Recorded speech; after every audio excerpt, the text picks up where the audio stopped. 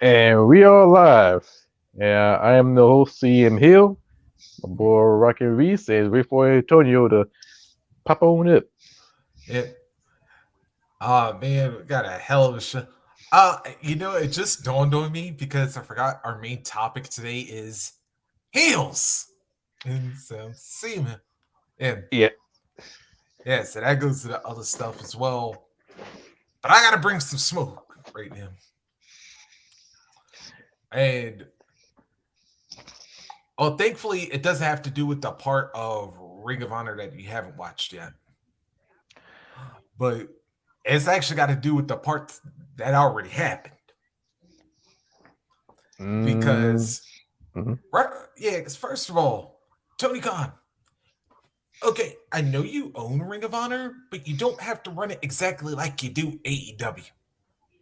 Because, yeah, the super cards and stuff, that's, yeah, that's like kind of got to stop a little bit.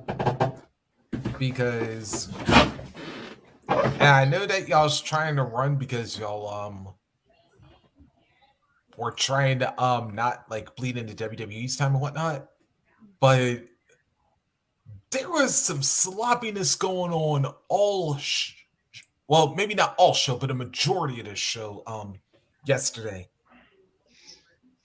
At first first I had to talk about like um Top Flight and Kingdom. Like yeah, and normally Dante be as balanced as hell right now, but yeah, I noticed he almost had like about 3 mess ups in that match near the end. But that's not my real heat with Ring of Honor. Which by the way was actually a pretty decent show. But referees. Oh my dear. Hill, please tell me you saw the end of Rush and excuse me. Rush and Ooh. Dralistico and Christian Fox. You saw the I, end of I see the match, I see the ending, and if I compare one ending to another ending, well, not yeah. ending, but close to that scenario, was the Royal Rumble 1999, X-Pac versus Gangrel, and the referee Teddy Long accidentally hit the 3 count, and the fans said, "Oh, you hit three." This one, that was a fumble, and I thought old boy kicked out. And I thought the referee go like, wait, it was a made mistake. He go restart. No, they keep that shit going. I'm like, oh no, sweet baby ham sandwich, no, good God, no. And then the Oh, beatdown. yep. And this is where the Carl Michael X almost come out. When he got that, well, when Woosh got that cord, and he pointed at the Yep. black referee. I'm like, if he starts swinging and hit the ref, oh lord, I'll come to Carl Michael X like, Ring of Honor, you wrong. Cold blood wrong. That's some bullshit, but wrong. Chair, yes, but cold look like a whip. No, I say no to whipping. Ass kicking, yes, I'm Oh, okay with ass kicking, but a whip, no, no whipping. yeah. But now, and by the way, welcome, by the way, enforcer. But if one referee match wasn't bad enough, we had two ref, two referee pins in one show. Because later in the 6 man tag, yeah, I don't know which boy, if it was Brandon or his brothers, but I'm seeing shoulder was clearly up before the 3. But yet we count it and we give the embassy the titles. Okay, that one. I mean, Yeah. that's kind of pretty fucked up, but I even see that miles away. Seeing Embassy winning the tag team title. I love Dawson Castle and the boys, but we all saw they gonna win that shit. It's like the Yeah. Golden State Warriors beating the Brooklyn Nets. We saw who gonna win that whole Hey, shit. like I said, I had no problem with the embassy winning the damn belts, but at least referees, be on your game though, because yeah, I was about to say. Actually, I thought you were gonna go with the whole. Actually, I forgot about the X-Pac Gangrel match for like good reasons, but yeah, I thought you was gonna go with the Ronda and Becky with the with that scenario. Oh yeah, Yeah, yeah, but yeah. either way, you was right on that one. But that's now. But just when I thought like my issue is just going to stop right there, and I want to sugarcoat this next part. Oh no, don't Yeah. sugarcoat. Oh no. Oh no. I need to because yeah, it involves one of our WCC brethren. Yeah. Yeah. I'm about to say, like, I don't know a lot of people personally, like through WCC, like, yeah, we use chat and whatever.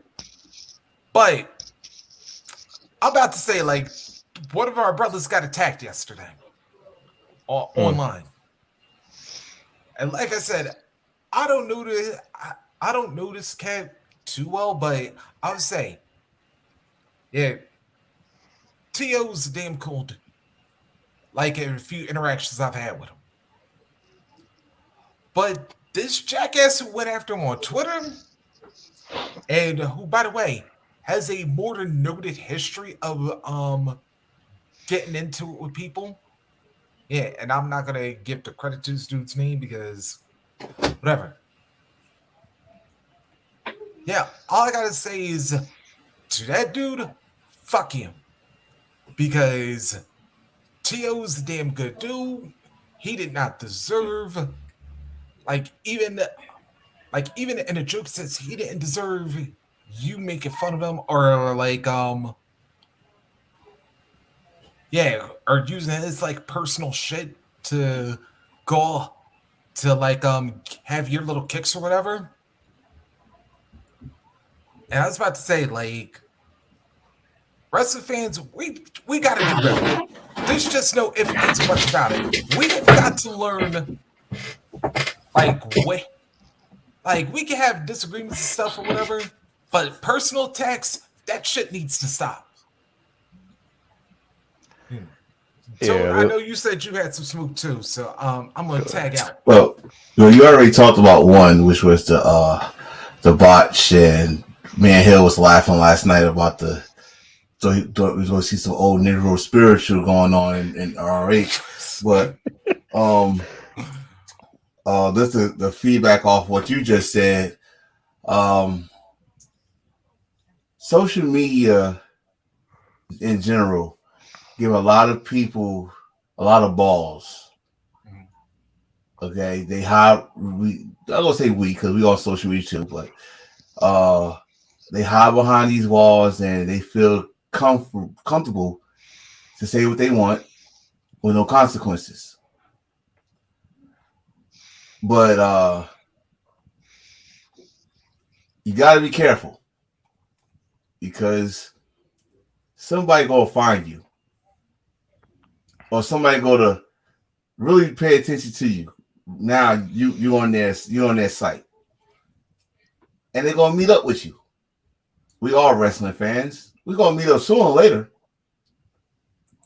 and it's gonna get ugly.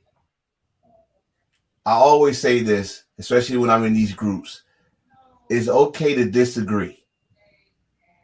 We're not gonna agree a lot. Hell, all of us, me, Reese, Hill, we say what we gotta say.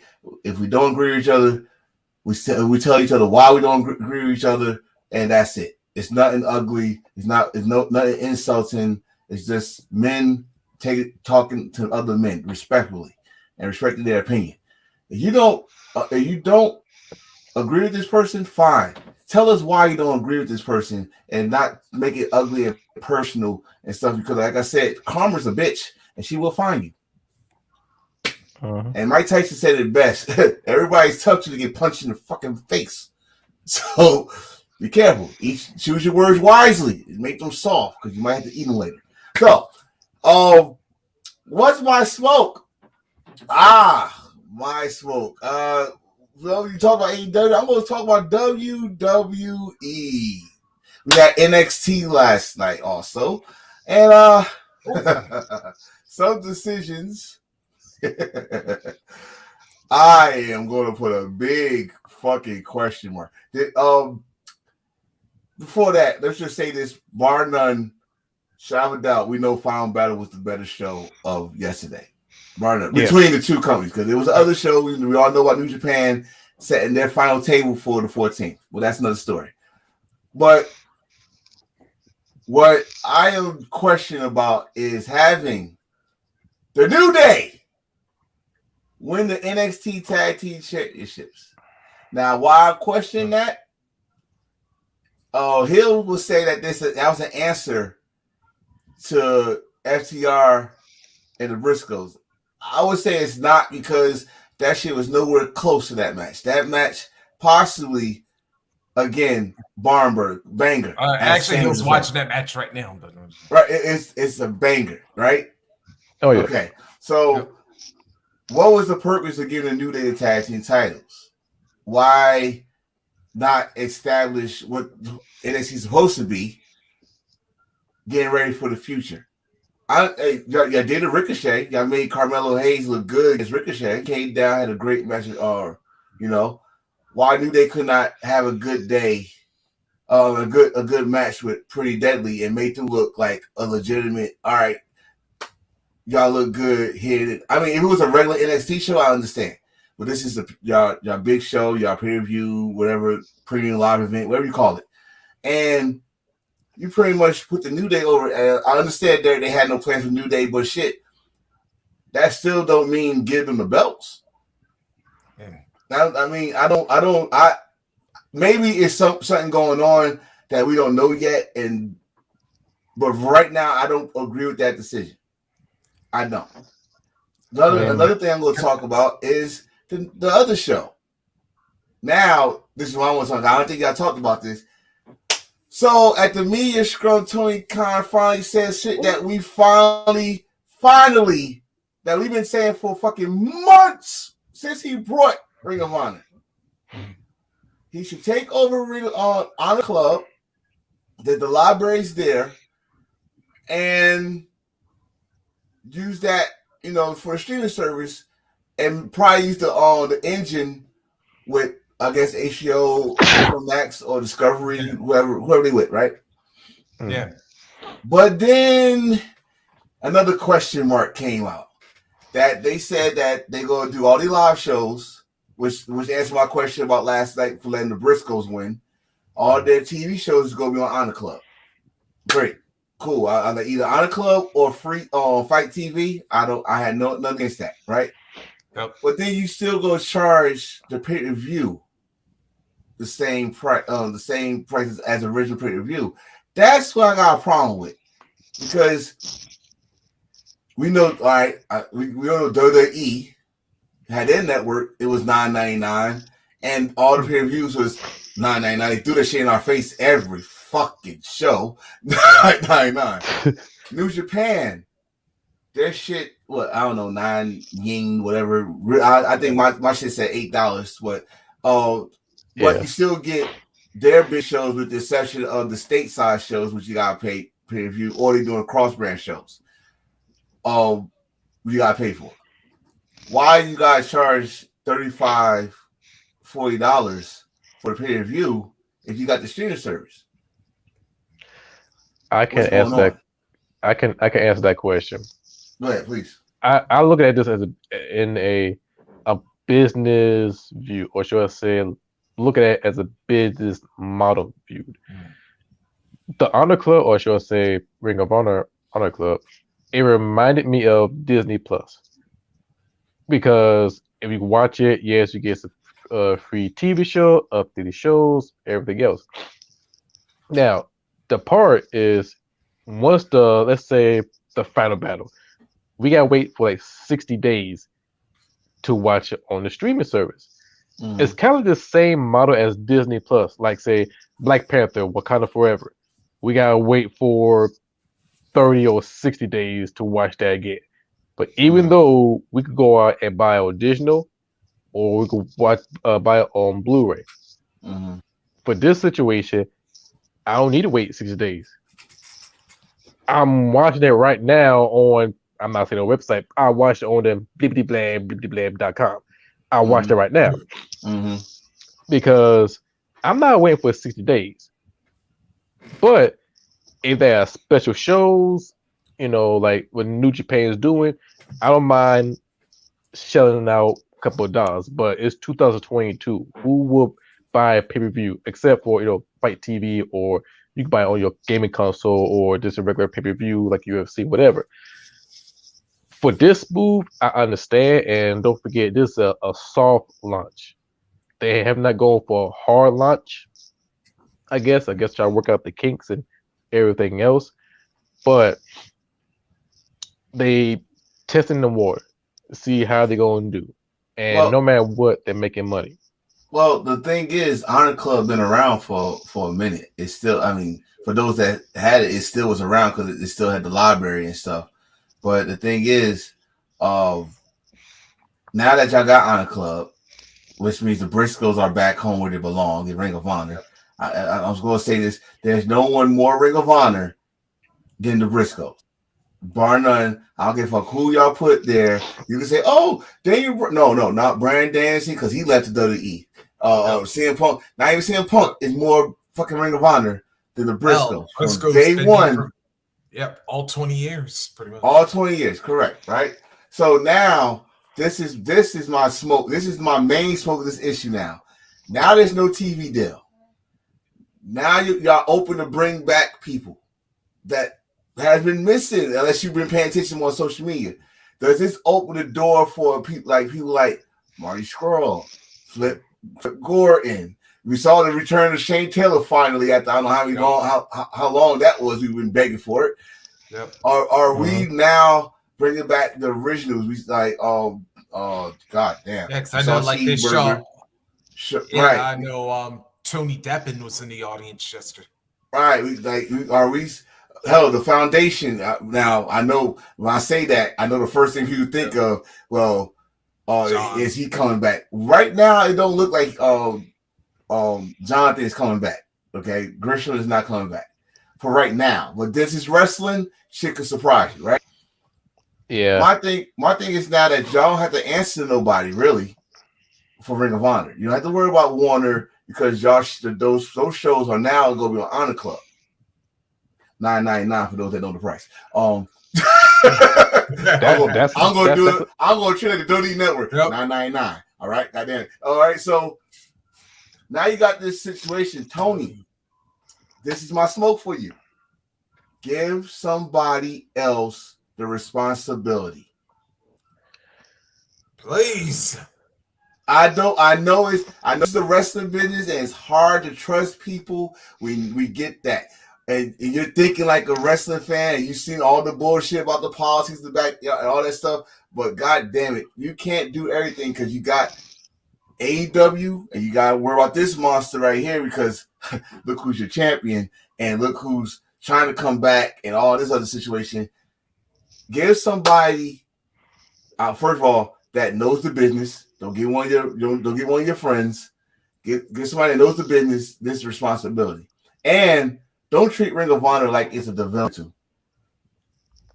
I don't think so. Please. Right. I the way I see this, I look at AEW, I look at AEW and Ring of Honor in this situation because if the way it plays right now, I just watch it. I got this feeling. I can see what Ring of Honor. I can see what NXT used to be, where Ring of Honor gonna pick it up. What I'm trying to say is Ring of Honor is going to be sooner or later. I'm going to talk about the prediction. We'll probably do that maybe in this month before year ends. I got to feel that Ring of Honor is going to be better than AEW because right now, Ring of Honor is bringing back that 2011, 2012, 2013, that raw shit, that Ring of Honor shit that you love. You stay up late every single fucking Saturday night. You watch that shit. That's what giving that feeling for. Because I'll go back even deeper. I'll say like even back to 2004, 5, and 6. Yes, because that one you can watch it locally, but the St. Clair era, that's where you can watch it on Fox. Shout out to South Yeah. people in South Carolina. What's up? But when I watched it gave that feel. It gave that vibe. Even the fans give it that takeover vibe. Compared to AEW, yes, it does give me that spark, and it giving that okay, cool. But I look at Ring of Honor like, well, I got a feeling that sooner or later the Ring of Honor will be better than AEW, and why I got a feeling that some people who didn't get their shine in AEW will move over to Ring of Honor and get bigger shine. And plus, you got New Japan coming through, so in this scenario is bound to happen. And plus, topping with that, or should I say icing on the cake, you talk about bringing Forbidden Door 2, and there is a good chance we may see it. Here's a one big fucking problem beyond the red flag. Not beyond the red flag, beyond the flag. I don't need a flag. Who is your AEW champion? Your boy, well, their boy. The same motherfucker who got ragged on UFC by Twitter. People said, we don't know who you are. They were ragging on this man. And I'm like, you know what? He deserved it. Yeah. And we know what MJF can do, and which I don't give a fuck about. If MJF cut a promo against a New Japan wrestler, and he's saying one grimy shit, New Japan be like, oh, so this how you roll, huh? Okay, cool. Oh, and let's not forget that he kind of did that already in the spring when he called. I think Tony and I are about to mention the same damn thing, right? Because didn't he call New Japan a piece of shit company or something? Yeah, yeah, he did that already. He did that, but he wasn't world champion. You could pretty much you could say some grimy shit and be like, okay, he don't mean shit, he whatever. But if you're holding the flagship title, that means you promote that title outside from pro wrestling. Like, I'm the world champion. I represented company. If you say that shit, New Japan be like, oh, okay, so okay, cool. But this is the thing though. I don't, and this is another thing when it comes to MJF. I don't want him to change what brought him to the dance, as when it comes to being a fucking creepy little asshole. I don't want to say, but see, the thing is, with Japan, period, they like that shit. Japan like the most disrespectful motherfuckers, period. How many? Can you imagine Lance Archer coming out, throwing water, spitting water, scaring little children in the States? These motherfuckers put their kids in front. So my baby, scared. They love this shit. So this ain't no, okay. This stuff new. We saw FMW, Leatherface coming around with a chainsaw, going around the crowd. Right. Bruiser Brody, same thing. This is different. We're talking to a Genji.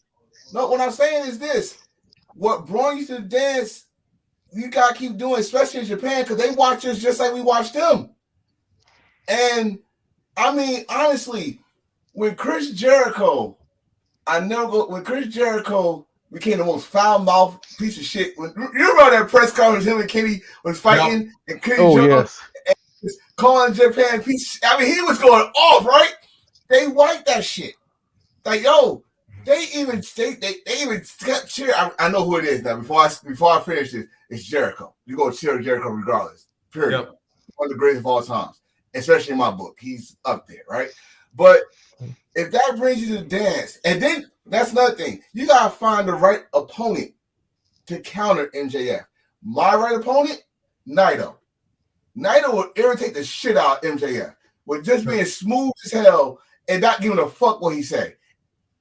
Honestly, put this in perspective. MJF, all right, with this Ricky Starks roasted his ass this week. MJF's gonna say all he got, blah blah blah blah. Same as Ricky Starks said, same shtick. Go out the fans, go out the people, blah blah. And Naito would just fucking smooth talk his and then just relax, sit back, ignore him. Do one of these numbers. And will piss MJ off. Honestly, because I see it. It did it for Chris Jericho. It did it for Suzuki. You know, you got to respect Suzuki, right? And Naito just did one of these, whatever, old man, go away. Go away now. Go away. My ring. And Suzuki about to whoop his ass and shit. Find the right opponent, right? It depends on who you got him to dance with. Because you just can't have, I don't know, you can't rely on Ace against MJF, okay? That's like Ace trying to wrestle a broom. It's not right. You gotta get someone to dance with him that counteracts his promos and his little creepy little ass and all that stuff. If he's still champion on Forbidden Door, can we talk about that little picture he did also? But if he's champion around that time.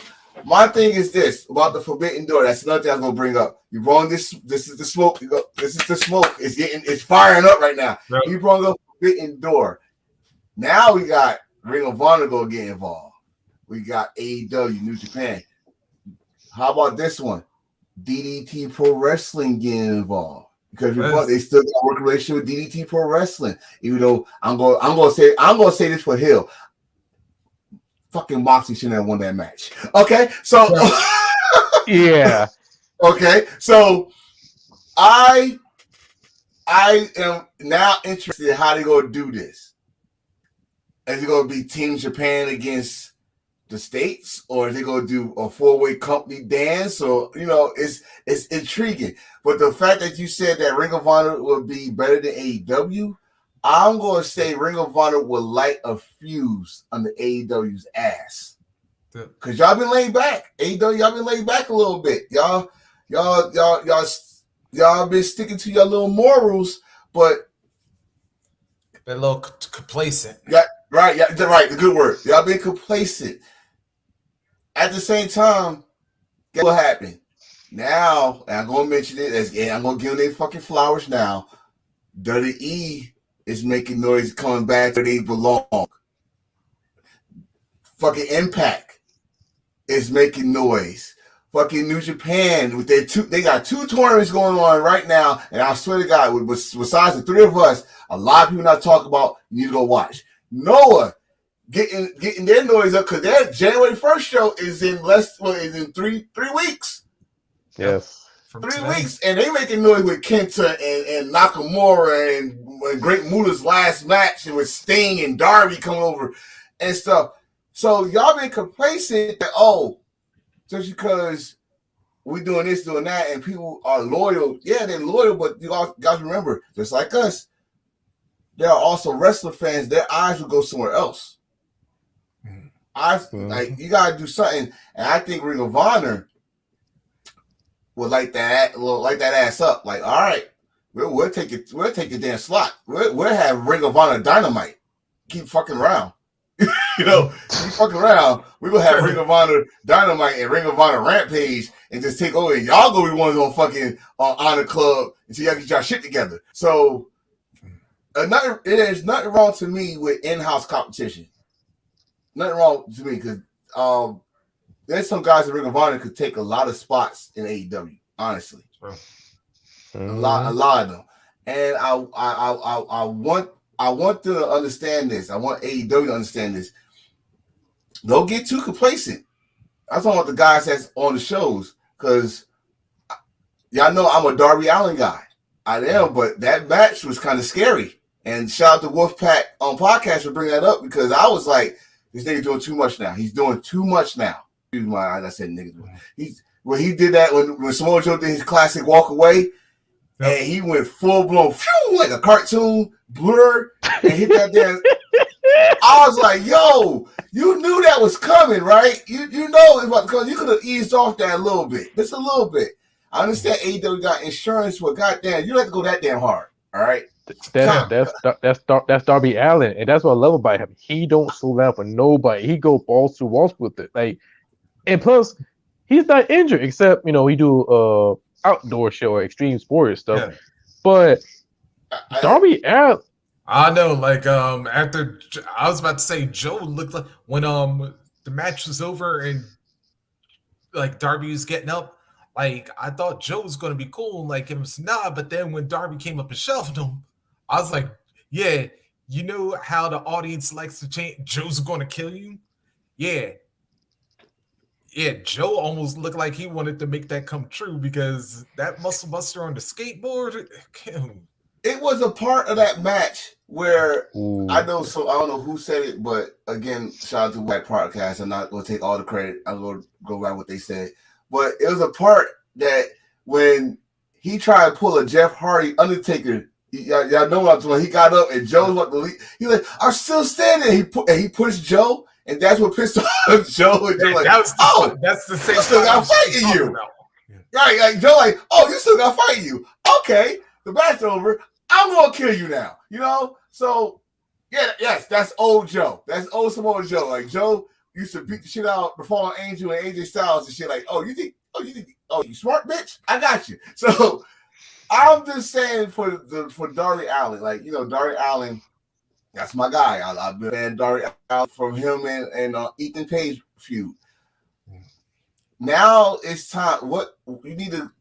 I'm not gonna say I ain't gonna say calm down because that's what made me love you. But it's certain moves you gotta take a little bit off, just a tiny bit, because that shit was scary. You can't tell me that wasn't scary when he went to the guardrail and his head is on the concrete. That's Concussion City, bro. Yeah. That's close to Concussion City. And then not to mention, don't forget that other spot. I laughed my ass off. I think me and you laughed at this one. When he threw it to the buckle pillow and he did that fucking 720. Yes. Yeah. I listen. I understand you the small guy in the fight, and you gotta make Joe look extra strong. But that shit was overdue. Like, all right, goddamn, you had to do a pirouette spin in the midair to the ground like that, like Dolph Ziggler or Shawn right, Michaels. Yeah, exactly. That shit over. He over Dolph Ziggler. He did Dolph Ziggler times 2 on that one. He did. That's been. You know that shit remind me of when Michael Jackson's hair got caught on fire. He had to spill hard to pick that shit off. That was that spin was. You know. You know what? To be honest, that shit remind me of the episode on Boondocks. The Uncle Ruckus talking about. Did I catch you having fun? Slap. He did a 360 spin. Crap. That's what I'm about to remind me of. So I mean, I just that's pretty much my smoke. My smoke today, I think. Because we got some good topics. They do. And I don't want to sit on this for long. Let's have some fun tonight. Let's go. But can I also give some love to first of all to both shows. Final Battle, like despite the slopiness here and there, I had to say there were some MVPs for this show. First, Top Flight. And I had to say this, Darius Martin, after all that he's been through, the man's coming back, picking it up like he was never hurt in the first place. And then, not only did they have like the banger match with the Kingdom, but then getting into it with 2.0 and having that impromptu brawl, I was like, okay, now it's look like we're finally starting to see some edge that we hadn't seen and that we kind of been begging for from Top Flight, because the talent, it's beyond there. And I like that little variation on the nosedive there and that little finisher that they used too. Ooh, yes. That was it. Second, Samoa Joe. I mean, what else can I say about this man? Like, he did God's the TNT work. title on. Yeah, he did the TNT title against Darby Tuesday, defending against Drew Saturday, and then post show at the media scrum. And Hill, I know you're going to get a kick out of this one if you hadn't seen by now. But he done called out the American Quitter. Yes, he did. Yes, he did. And I didn't even know about this till like afterwards. I'm like, Joe done you calling out Cody? I'm like, hey, it's Samoa Joe. I'm like, Joe, you can do whatever you want as far as I'm concerned. Yeah. You want to know why? I love it? Yeah, because they've been teasing this shit. We've been calling this like, yo, what the fuck going on? I think they working together, right? You know how I think. I think like there's some bullshit. There's a lot of coincidences that blah blah. They doing like a little quiet business deals. who not to say that we would get some type of incident of an AEW guy fighting a WWE guy. Yep. I mean, they've been planting the seed for a lot. Like New Japan also, New Japan always plant the seed. Like fucking Will Ospreay calling out people when he was the champ, and Tomlin called out Roman Reigns and shit, and the Elite with the New Day. But when Samoa Joe did that, Twitter went crazy for a minute, like at least for a good minute. Like, he called out Cody. Oh shit! So. Yeah. Samoa Joe been a beast. He's been a beast since he got those belts. I like it. Of course, FTR and Briscoes. Damn, I did not think it was possible to say it, but somehow they did themselves again. And that 2 out of 3 falls match of Death Before Dishonor, that was a hard act to follow. But damn it, they did it. Cause hey, Reese, watch this. Yeah. They didn't see like a number 2 and number 3 tag team in the world now, did they? Nope. Oh yeah, I got that on my list. Oh yeah. That's why I said that's a topic we got coming up later. But that's why I said I can't go wrong with either one of these 3 tag teams. It don't matter to me who is number 1 because especially those that pay attention.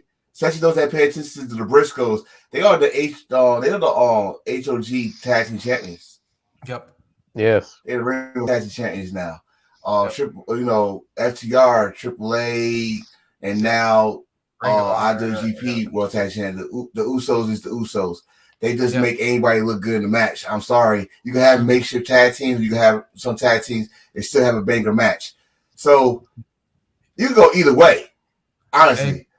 Congrats. We said, come on, man. We already knew that. But Derek, let me put this on. We did not know about this match until Wednesday. Yeah, it was a last minute moment. Yep.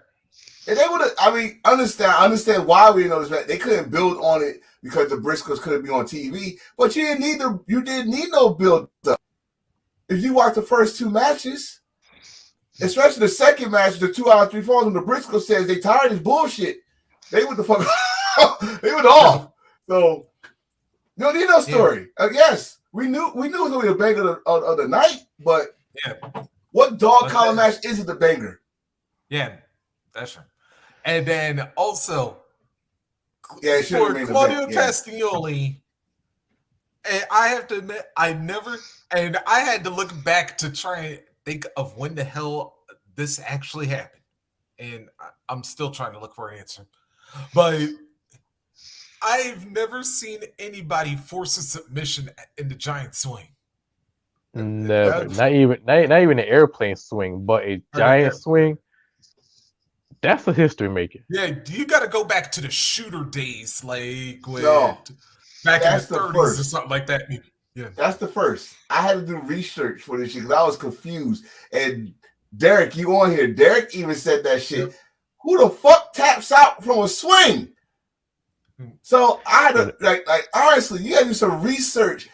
There's no research of anybody giving up. There is research of somebody passing out. Yeah. But not research of someone tapping out during a big swing. That is a first. A very to me, it should be the most talked about issue.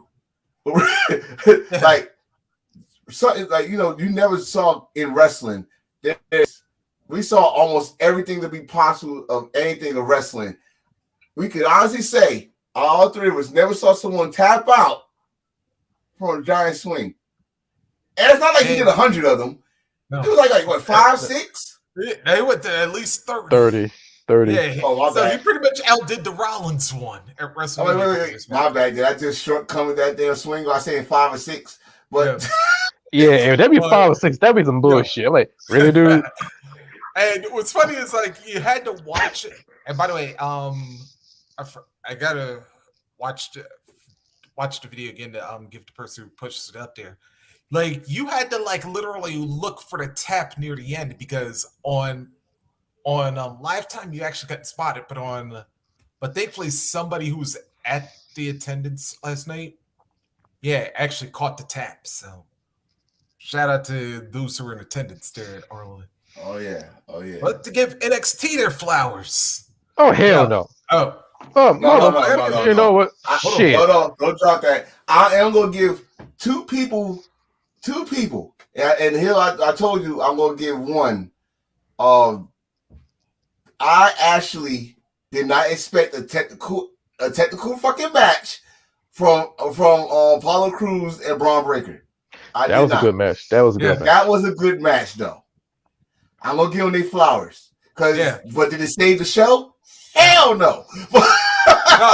Actually, I had to say I was kind of wishing that match went a little longer, but so yeah. But do you see? You know what? I wish it went a little longer, but at the same time, that's not in their resume. Well, it's in Apollo Crews. Those that know Apollo Crews, but Braun Breaker, he's not his daddy.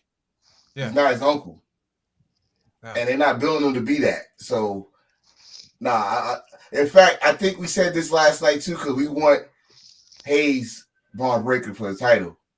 That might be stand delivered. Yep. That's gonna put butts in the seats. That's what I'm hoping for. Yeah, that's what I'm hoping for because, nigga, I'm sorry. When I saw that, no what? Let's do the whole fucking deadline. No, I'm sorry, the bullshit, NXT bullshit. Yeah. Let's talk about the Iron Survivor women match. Yep. You know why I said on that fucking chat. Yep.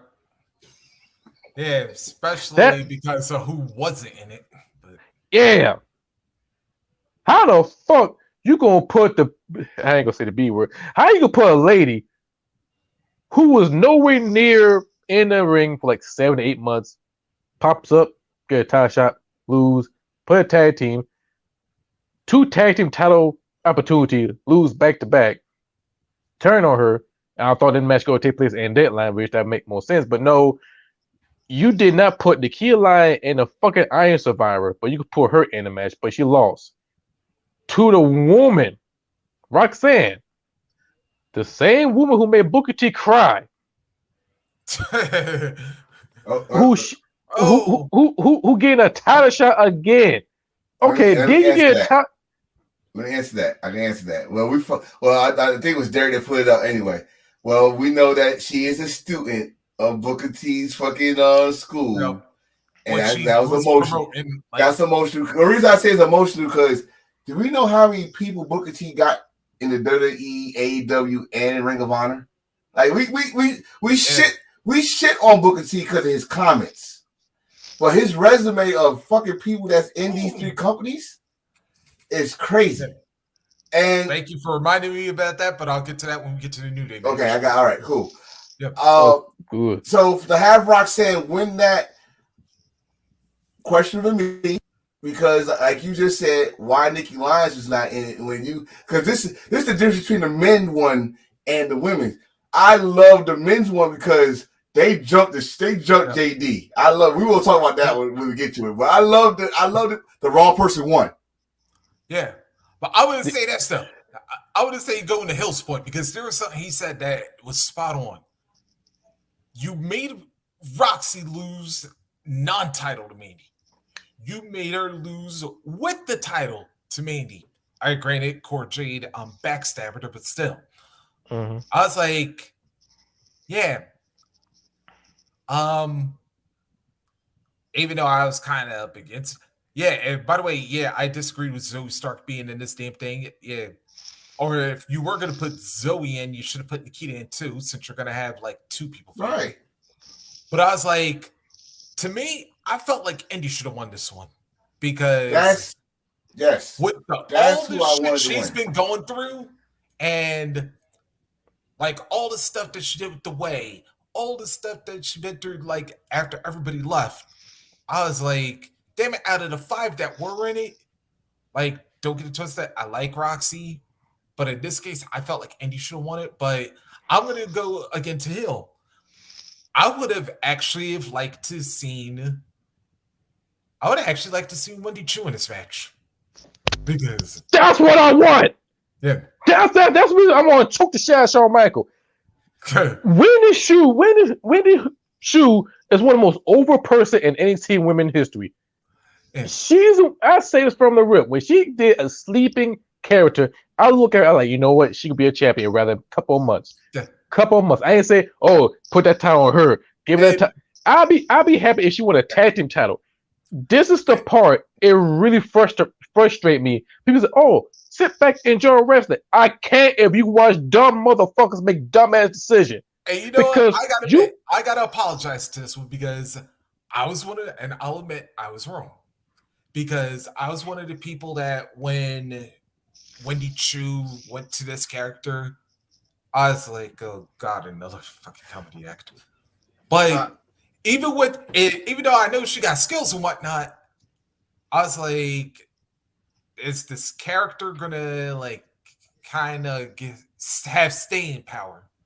Yeah, I gotta admit, you want to know why I didn't have an issue with. First of all, I didn't know that Wendy Chu was the other character because he did a very good job at it. So everybody told me that who she was. Like, well, damn, okay, let's see what she did with this one.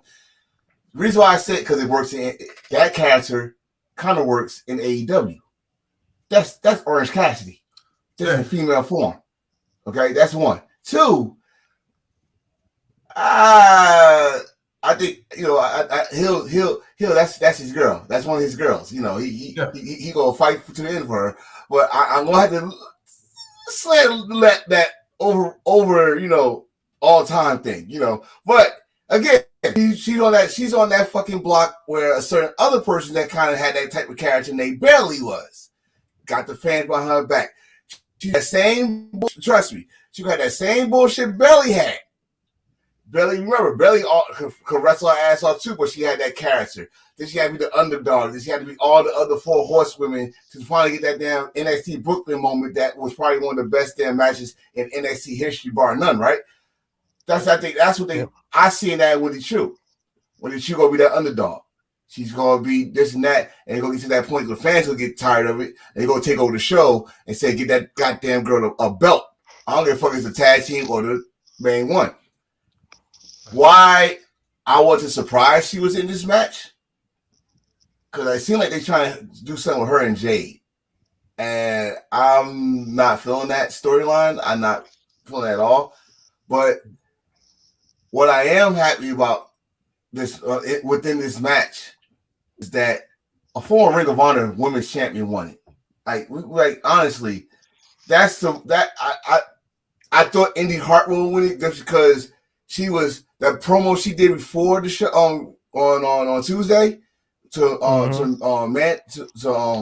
Mandy Rose. I was like, okay, that's the fire. All right, I see what they're doing. That's the winner. She's gonna win. But I'm not even mad about Roxy winning. Again, like I said, remember NXT 2.0. I'm gonna bring it up. Was supposed to be no indie stars. Supposed to be bred from WWE. But you forget that is a former Ring of Honor Women's Champion who also was in Impact before she came to WWE to lose the belt to Farazi. This girl got skills. I know guys they doing like they try to make her the underdog, whatever. But she got the title shot now again. This is her second title shot. It's not her first. It's her second. Yep. Hopefully, she'll get screwed. But I just the people that they had in there, Indy Hartwell should have had the victory. My opinion. Like it was there from Wednesday from that promo, which was her best promo, bar none her whole damn NXT career. I felt it. I felt that she was going to win. Maybe that would be a stand and deliver moment. Maybe. I don't know. But you got Vengeance Day. You got. I know Hill. Vengeance Dash. That's right. Yeah, we starting to get to know Hill. And Hill, if Nikki Lyons' thick ass is not in that match, so it's wrong. So it's wrong here. Because okay, name all the NXT women who made a debut, and then the next week or next couple of days be on a fucking commercial, just like that. You got star power. Do you not see that Got, ass? Put that ass okay, on okay. TV. I'm gonna say this. I'm gonna say this. She got star power. That's the ass. She got star power. She got charisma. She can wrestle. That's your Sable hybrid version of Rob Van Dam. When I say that because she's Yeah. flexible. She can do this. She got star power. She got charisma. Just like RVD when he was a TV champion, the Eagle Wing TV champion.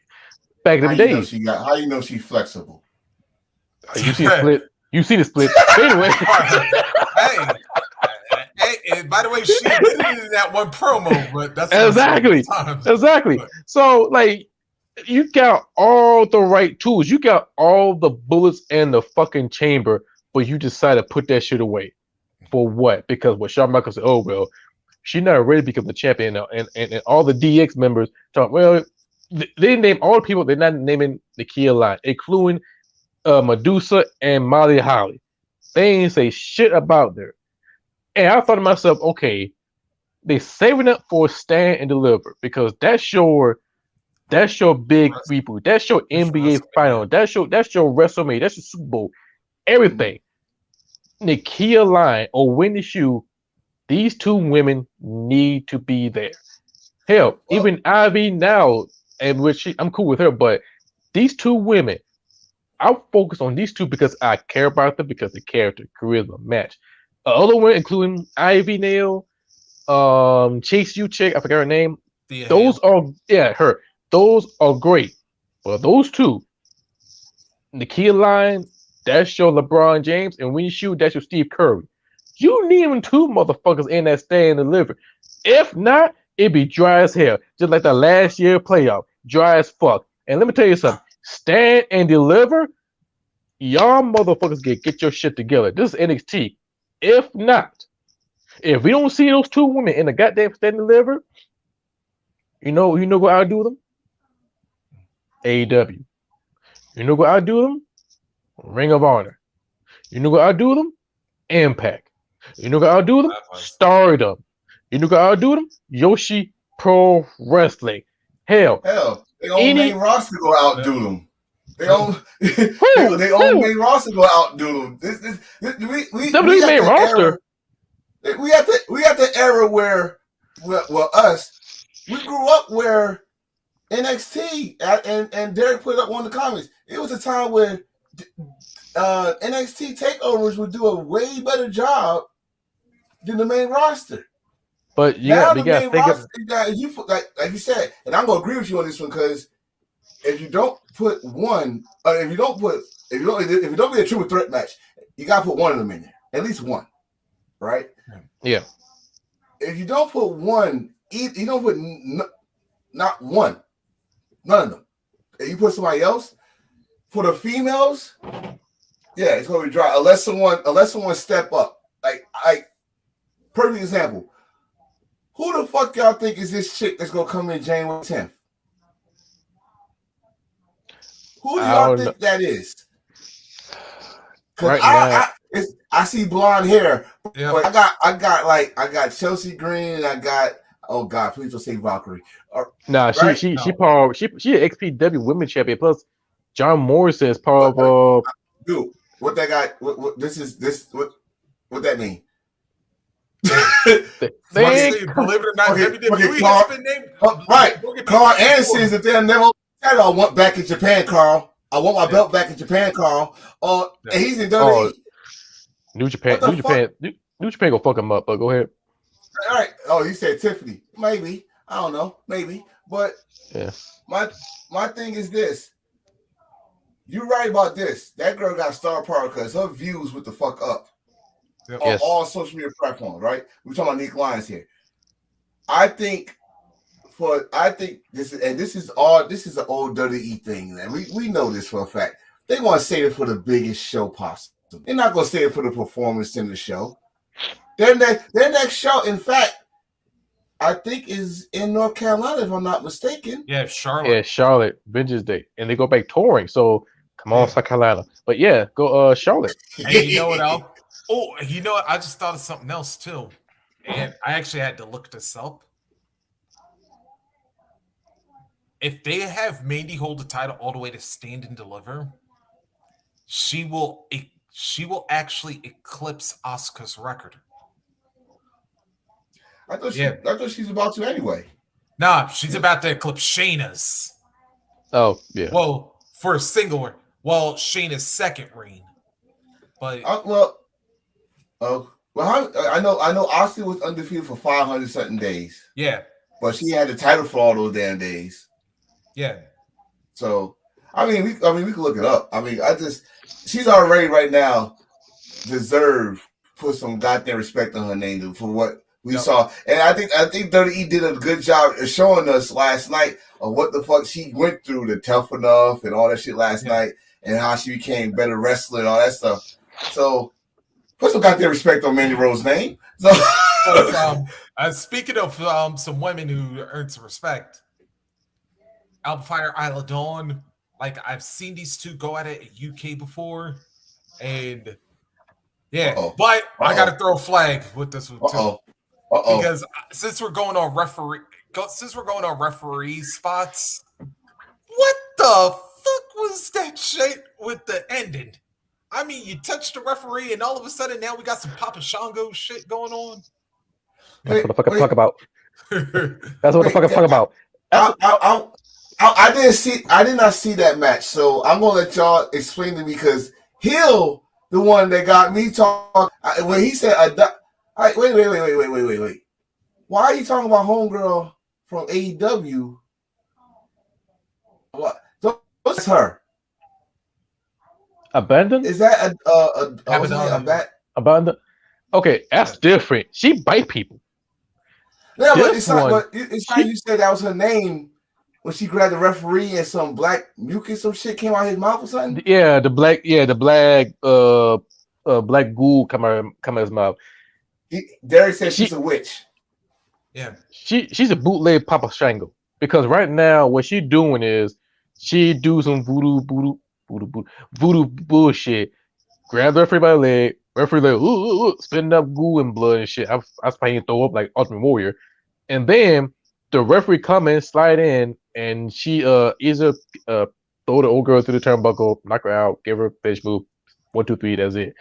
Yeah. The way I see it, the way this vibe is going right now, she give me that Papa Shango vibe, and I'm starting to think, in a matter of months, if she get this big ass push, and she get this title way before Wendy's shoe, it's time for Wendy to leave NXT. It's time for her to dip out. Wait. So they pretty much gave this girl Wendy's shoes character. Nah, because no. Think about this. Wendy Shu used to fucking beat people with a bad breath. She used to just blow this bad ass breath on someone, and they was knocked the fuck out. So that's pretty much, you gotta have supernatural powers. Isla was doing that over in UK though. Although with her, it was more like she was either taking people. She was like taking people's belongings and stuff, or and then like keeping it in a little box and then like doing spells. So my brothers just told me, thank God I missed that match. Thank you, Jesus. Pretty much. Thank you, Jesus. I missed that match. And I would not be mad, because to be honest, it belonged to NXT show, not the Dayline, because we just saw her. She is the female version of Papa Shango. If she keep on doing this voodoo shit, and Shawn Michael, I know he run this shit, she go bypass Wendy, and that's my biggest fear. No. You know why I don't believe that? Sean Hickabotham, I want you to understand this. There are fans that still love you. Don't do this. Don't do this. We're talking about love your career, your outstanding Hall of Fame career, but this will ruin your whole what he's in charge of, NXT. This will ruin your head of the table scene right now. I mean, to come back and disown you as a friend if you let this witch become champion for some reason, and you didn't have Alba Fire win, you didn't have Wendy Chu win, you didn't have Nikki Lyons, you didn't have Zoe Stark, you didn't have Roxy or Jade, I'm gonna have to put her in this too, win the title. Would you let a witch, the witch, and I'm about to say, like, and not only that, I'm like this. Like, hell, y'all didn't even let her, even though she had like 2 bangers against Mako, y'all ain't let her win the UK title, but y'all gonna have her win the NXT title. I was like, nah. He said Shawn Michaels hasn't been talking to Triple H for a while. What's going on there? Shit, fuck all that. We ain't see Doudrop. Yeah. I don't want to see Doudrop. I want to see Piper Nevin. Yeah, thank you. Yeah, Piper. Well, NXT Europe. Yeah. We gonna see her then, because if we got the Twisted Sister prospect, we gonna see Piper Nevin. Yep. Oh, not to mention, we gonna see not Asuka, Kana. Because I saw that. I saw that. Those that don't know who Kana is, that's Asuka's old persona, the insane clown. The bitch the bitch that got smacked out of existence by Minoru Suzuki. That's who we want. She can't beat really Ripley. We want the clown. We want her demon. Since Finn Balor ain't gonna give me my demon, I want Asuka to give me her demon. Damn it. Right. But back to NXT. And then to tag titles. And Booker T. Yes. Please talk on that, Reese, because me and Hill was like, what the fuck is going on with Booker T? Yeah. Now we usually know, with the exception of except Carmelo, he's Booker T really, and usually I don't like going here, but in this case I got to. Booker T done lost his cookout invite because he was clowning New Day all show in this matchup. And I'm like, Book, you done been around, and I'm glad that Vic called him out at a certain point in this match, because when Booker was complaining about all the goofy comedy stuff that Kofi and Xavier did, but it's like, but it's okay for Pretty Deadly for when they be doing comedy stuff. Yeah. And I was like, yes, Vic Joseph, thank you for calling him out. Oh, but no, it's more than that, because it was a part of that match that really made me look at Booker T the whole damn match. When Kofi, I think it was Xavier got into Booker's face and said, "You like that book? You like that book?" And he said some shit like, he said, "You bring out my face, or I hurt you, boy." I was like, "Hey, whoa, the fuck is wrong with Booker T?" like he was like shitting on the New Day the whole damn match. And then he got mad when they did the twerk off. Now, this is why I said I did like, because the match had me laughing. All right, that's the point. I forgot. Booker broke down Kofi's. That's the point of sports entertainment. It's supposed to be entertaining, right?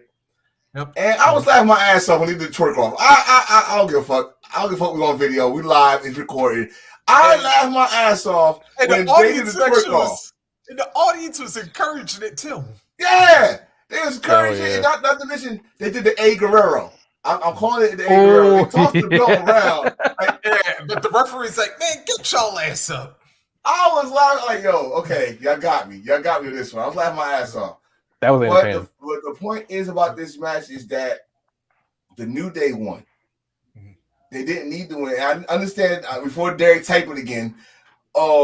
They don't have nothing for the New Day to do. Yeah. But the New Day could give Pretty Deadly a nice rub. You know what I mean? True. They could have gave him a nice rub, made a good match, and then, I don't know, they the heels, find a heel way for them to beat the New Day. Something like that. Yeah, but, they tried to. But yeah, they tried to. But I don't know. It's like, okay. We do get a little history out of this one. Yeah. Because New Day actually joins FTR and the Street Profits for being the only teams to hold both Raw, SmackDown, and NXT championships. Yes. Mm-hmm. And he also said Kofi broke Booker T tag team record. Yep. Which I didn't know Booker T had that shit. I thought Billy Gunn had it, but And It is what it is. add something to add to it, and I said it on the group chat. What they just done, they opened up the Thanos portal. Because what we just see, because Better what just said at the same time. Wait, because he had me dying laughing last night. He said, "Y'all motherfuckers, if Brock Lesnar come down there, I tell you right now," I was like, if we see Brock Lesnar bring his big ass down there to win the NXT title, it's not a developmental fucking whatever y'all trying to call it. It's a third fucking brand. That's it. It's done. But I mean, thanks to Triple H again. I know I'm throwing his name here, but for Michael Cole doing the best work of his whole damn life this past year, they are mentioning their NXT title runs now. Like they are mentioning like that's the title, like that's the main title. So I after thinking about this hill, I'm gonna give you some flowers on this. I wouldn't be surprised if I see Brock Lesnar come down and with his damn cowboy hat and say, "Hey boy, I want your belt." And him and Braun break out a match. Hopefully he don't get beat in 8 seconds. But I won't be surprised. But I said it on live, so I hope y'all enjoy that moment. Yeah, cause like how many main roster we see winning the NXT title? What, Dolph Ziggler, Finn Balor. I would, I wouldn't count Finn. The second run. The reason I won't count Finn is because when Finn came back, he was full time. Yeah, he was full. He came back and changed his whole character, so he was full time in NXT. Dolph did that shit because they, again, like you said for New Day, I'm gonna say for Dolph, they had shit for Dolph. Yeah. That was a legacy win. And AJ Styles, he came through, but that was a regular match. Yeah. So I think AJ was there too for like one match. Nakamura for one match. I mean, Dominic, Ray, Piper Nevin, Nikki Cross. Yeah. You already said AJ, right? AJ, Ricochet. Yeah. I mean, but they did this in the old NXT. You remember, motherfuckers used to come down and get their little match on and win. Randy Orton did it. Randy Orton came down to beat, Chris Jericho and all that shit. So it's okay. It's just not used to as a fan of the old NXT, the black and gold NXT. So let's get to the men's match because wait. You forgot one thing. I know Pew need to don't sleep on this. But Drew Gulak, what's his name? Gulak was there. So he's about to come back and he's going against Homeboy. That's gonna be one hell of a match. Yeah. Not gonna sleep on Gulak. Goddamn, that's a bad man. Because I thought that came after you're right. I think that came before the. I don't know. It came either before or after, but I know. Yeah. Anyways, going to the men's the men's match. Yeah, man. I know JD that made some people mad, but damn. Yeah, I got to talk to one spot in this match with the he took the 4-way super kick or whatever they did. Oh my god! I mean, they had JD on ass whooping move because I was like, pretty much, the best way to put this, like the whole Triple H WrestleMania 31 entrance, or it said target acquired. Yeah, that was pretty much everybody towards JD in this match. Did he even get a pinfall? I don't think he got a pinfall. He got 0. And just like Kiana. Yeah. Well, you know what I like about this though?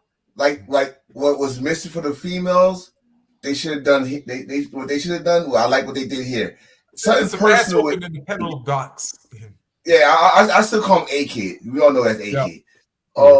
A-Kid and JD.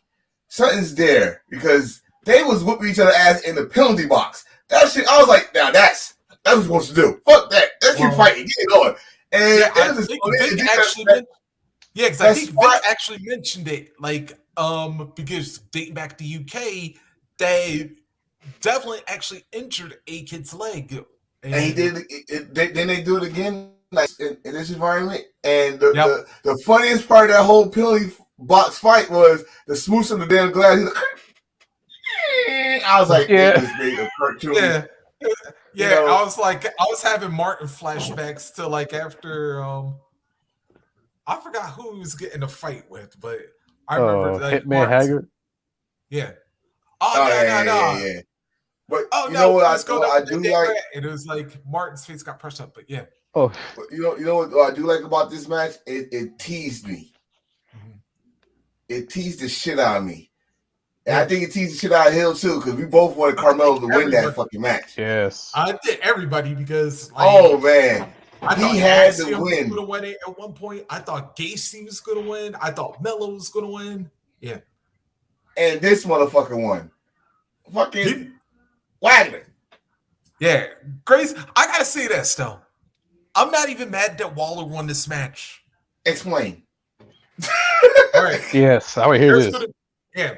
First of all, he did exactly what you should have done. It was like, okay, break everybody else's spin, and then like basically said, "Oh, y'all gonna try and come after me late?"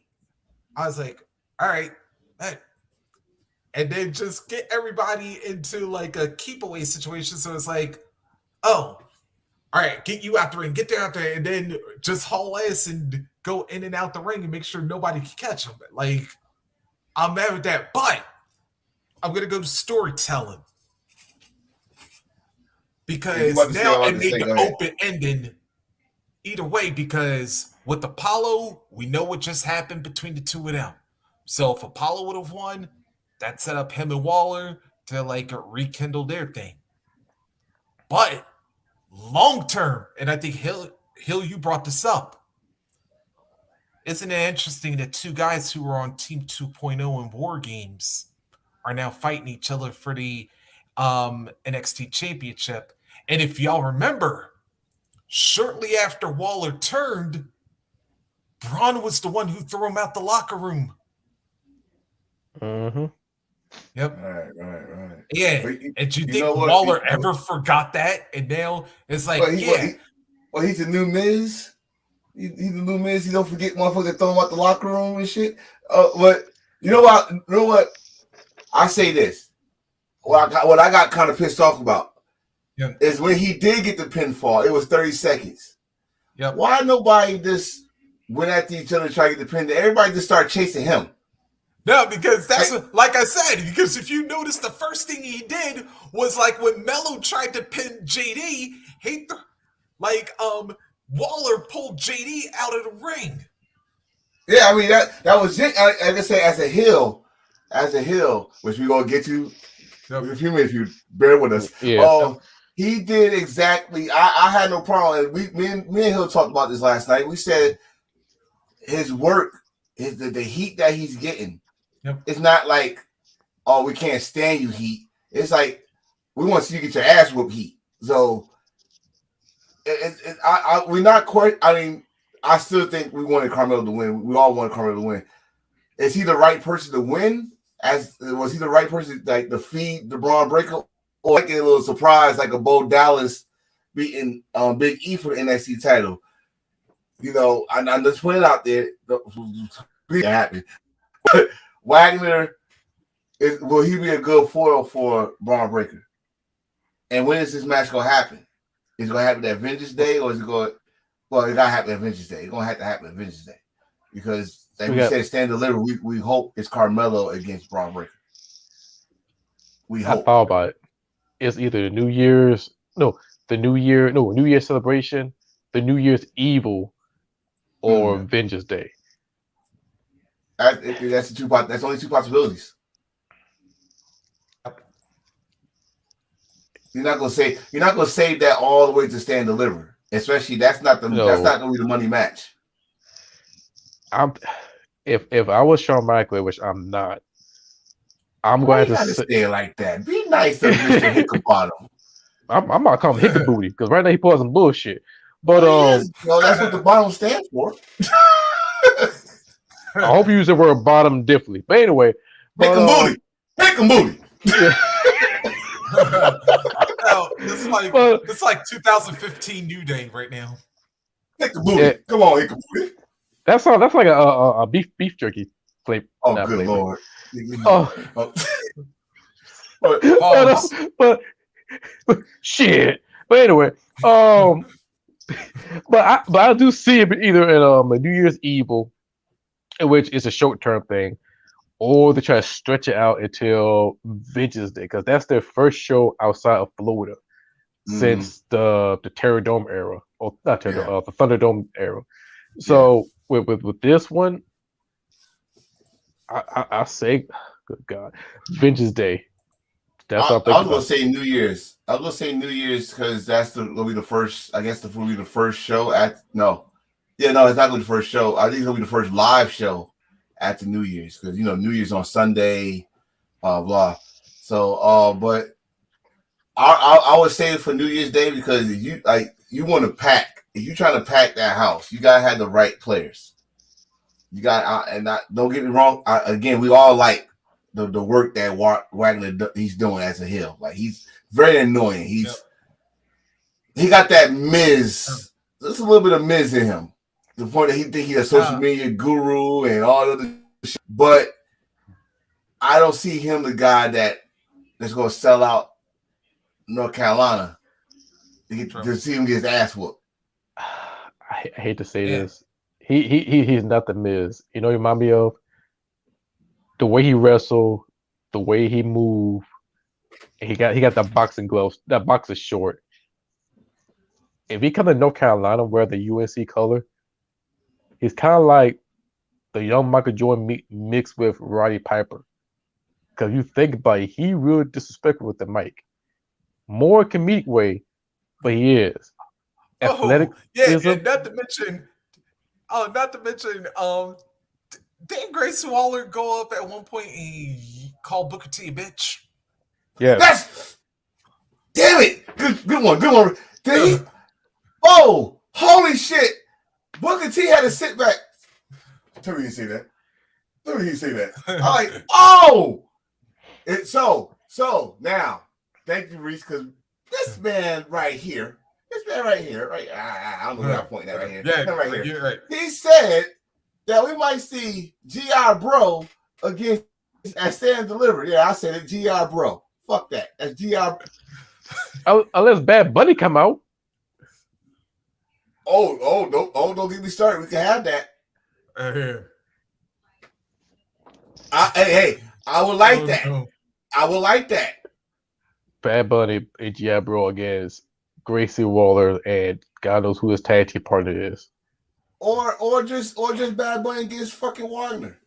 Well, actually, Bad Bunny by the face Dominic Mysterio in WrestleMania. We done. No, I'm just kidding. We gotta be fucking kidding me. You really Dominic against Bad Bunny?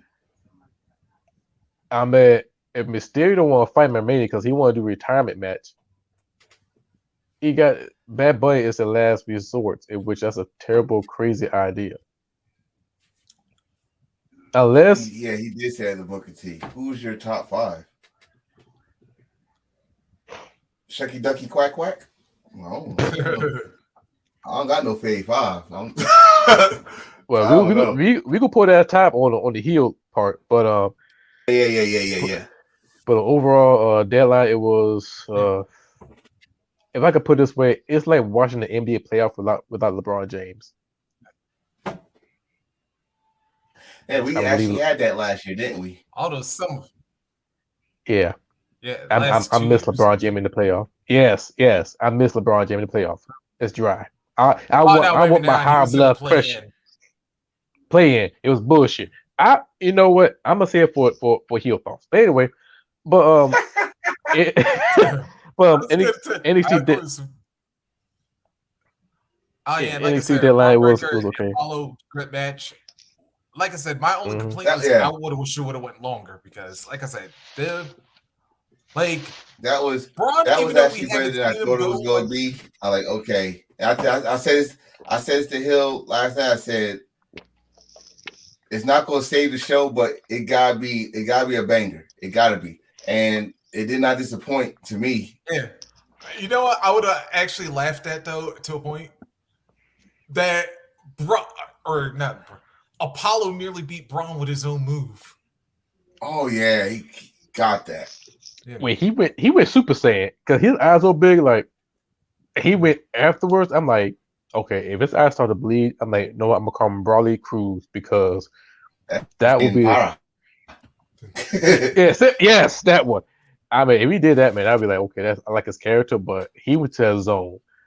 I wouldn't be surprised to see a rematch down the road, but the ship has sailed. But he can win to go in NXT, and I would not call it a failure. I say I won't call it a filler either. It's just a great ass match.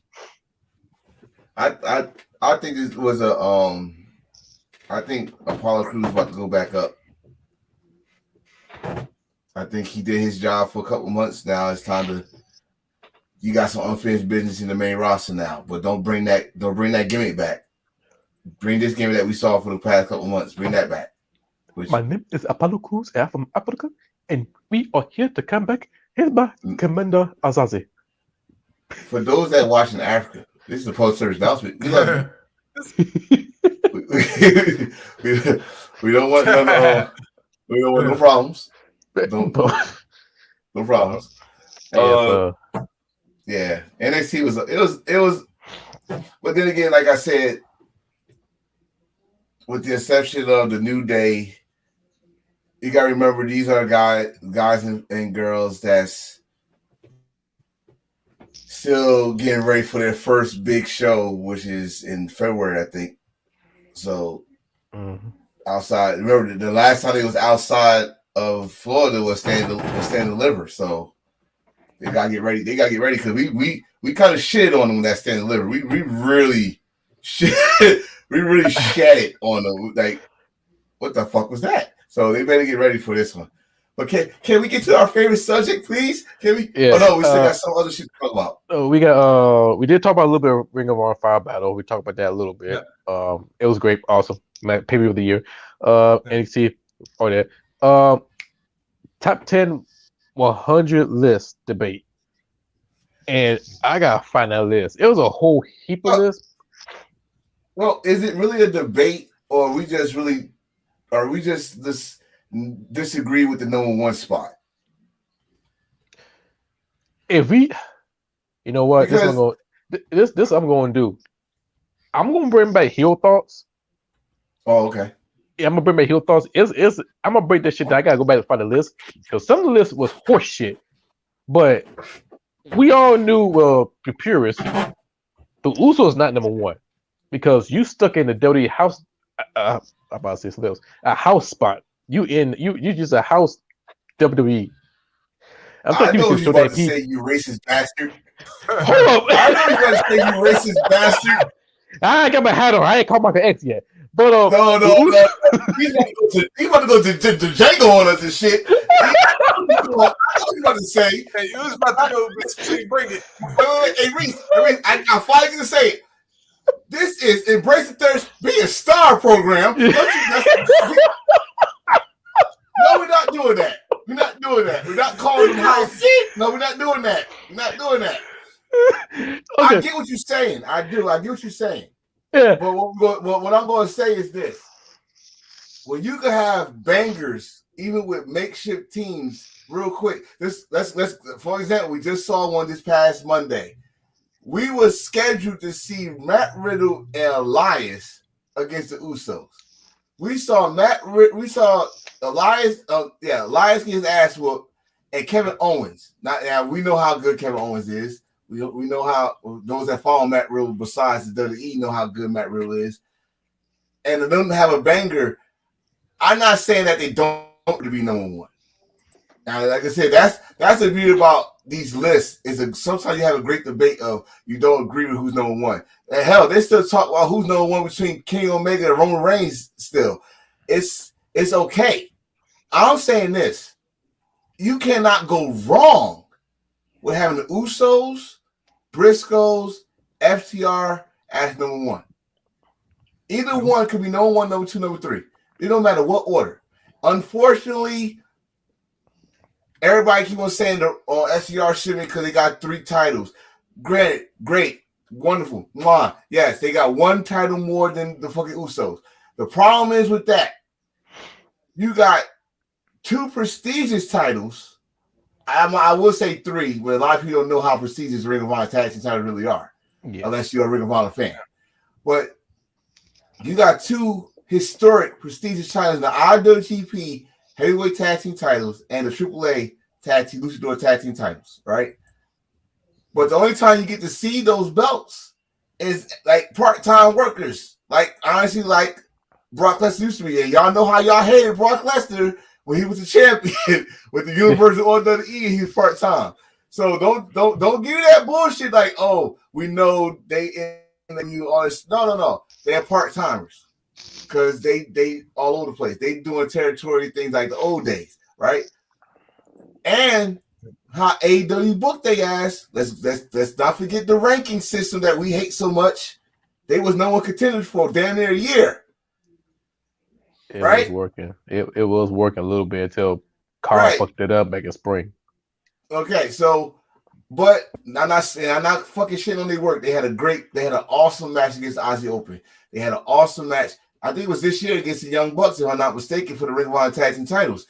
They had a great match with of course who they just had a great trilogy with the Briscoes.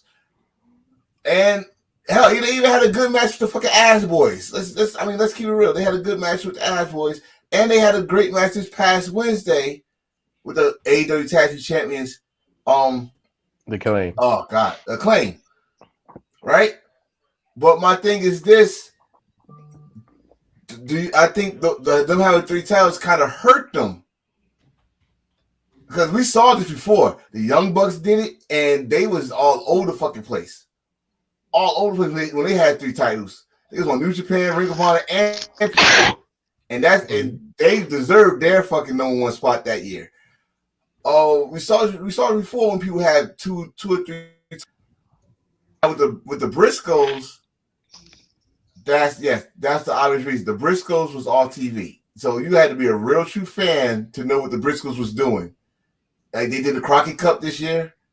HOG Tag Team Champions, like I said earlier. Now they're the new Ring of Honor Tag Team Champions. Again, bangers with FCR. They had a great match. Not to mention they was also GCW Tag Team Champions this year. They lost to Nick Cage and stuff. I forgot the other guy's name. And stuff. So they had bangers too, but you had to really be a fan to know about the Briscoes bangers. But that's why I said I think last night was, and I told you this was going to be a prove your point match. Oh, we're not number 2, we're not number 3, we're the fucking best tag team in the goddamn world. That match was. And they proved their point. But the Usos, also to prove their point, they had banger matches with almost everybody was in the ring. And keyword I say almost, but they had some banger matches with everybody that was in the ring, especially during this year, not the whole title reign, this year alone. Whatever calendar year they go by the list, that's what I'm talking about. Yeah, Tone, just to slightly correct you on Briscoes, yeah. They lost it. Because they actually had 2 other rings, because they lost the first time they lost to the New Hate Club back in January, which is the one you're referring to. After that, they lost to a team called Bussy. Yeah. Yes. That's the GCW tag team or the? Yeah, that is GCW. Yeah, that's GCW tag. And then they lost it to the Mega Bastards. Okay. So they were 3-time champions this year in 1 year. Yeah. But still, that still counts for something though. To win the title 3 times in 1 year, it's not a long reign or nothing. But still, we say 3-time champions in 1 year. Hell, y'all gave The Rock praise for being champion with 3-time champion in fucking 5 months. Give them some props too. So, you cannot go wrong with who could be number 1. That's what I'm saying. I'm not saying that the Usos don't deserve this spot. I'm not saying the Briscoes don't deserve this spot. I'm not saying FTR don't deserve this spot.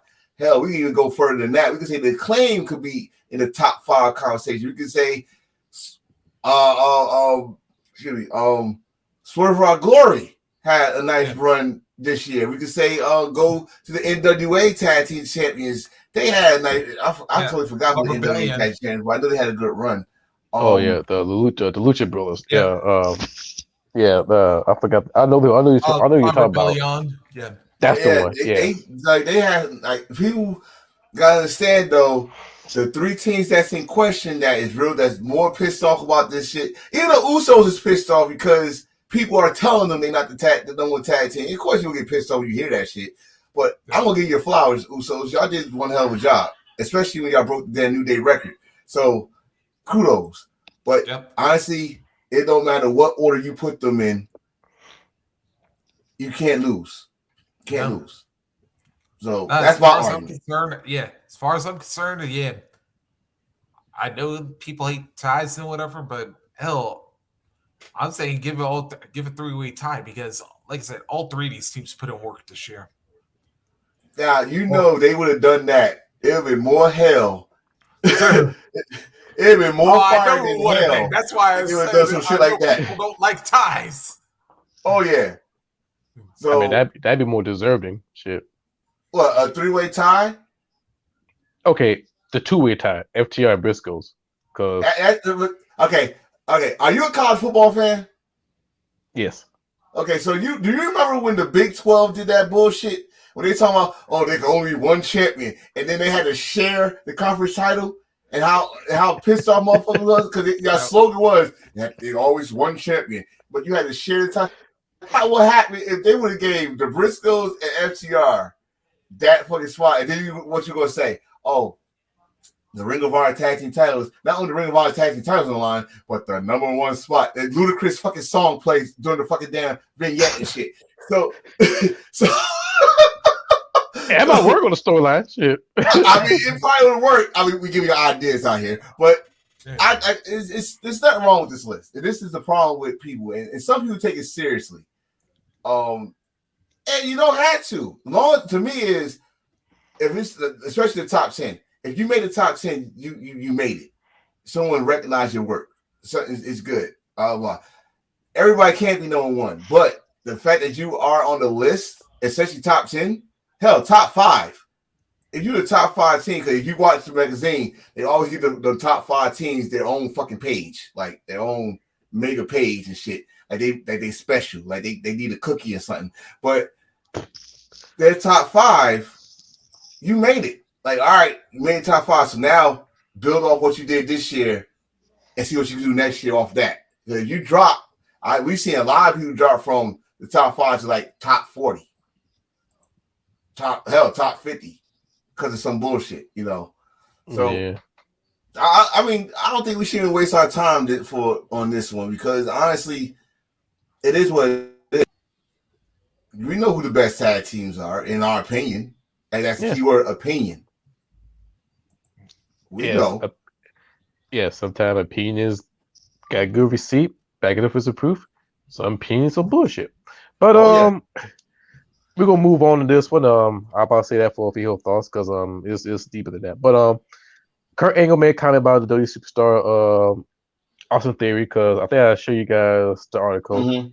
Because he did say it's a key point. He said it reminded of himself, and he understand why this man pushed him.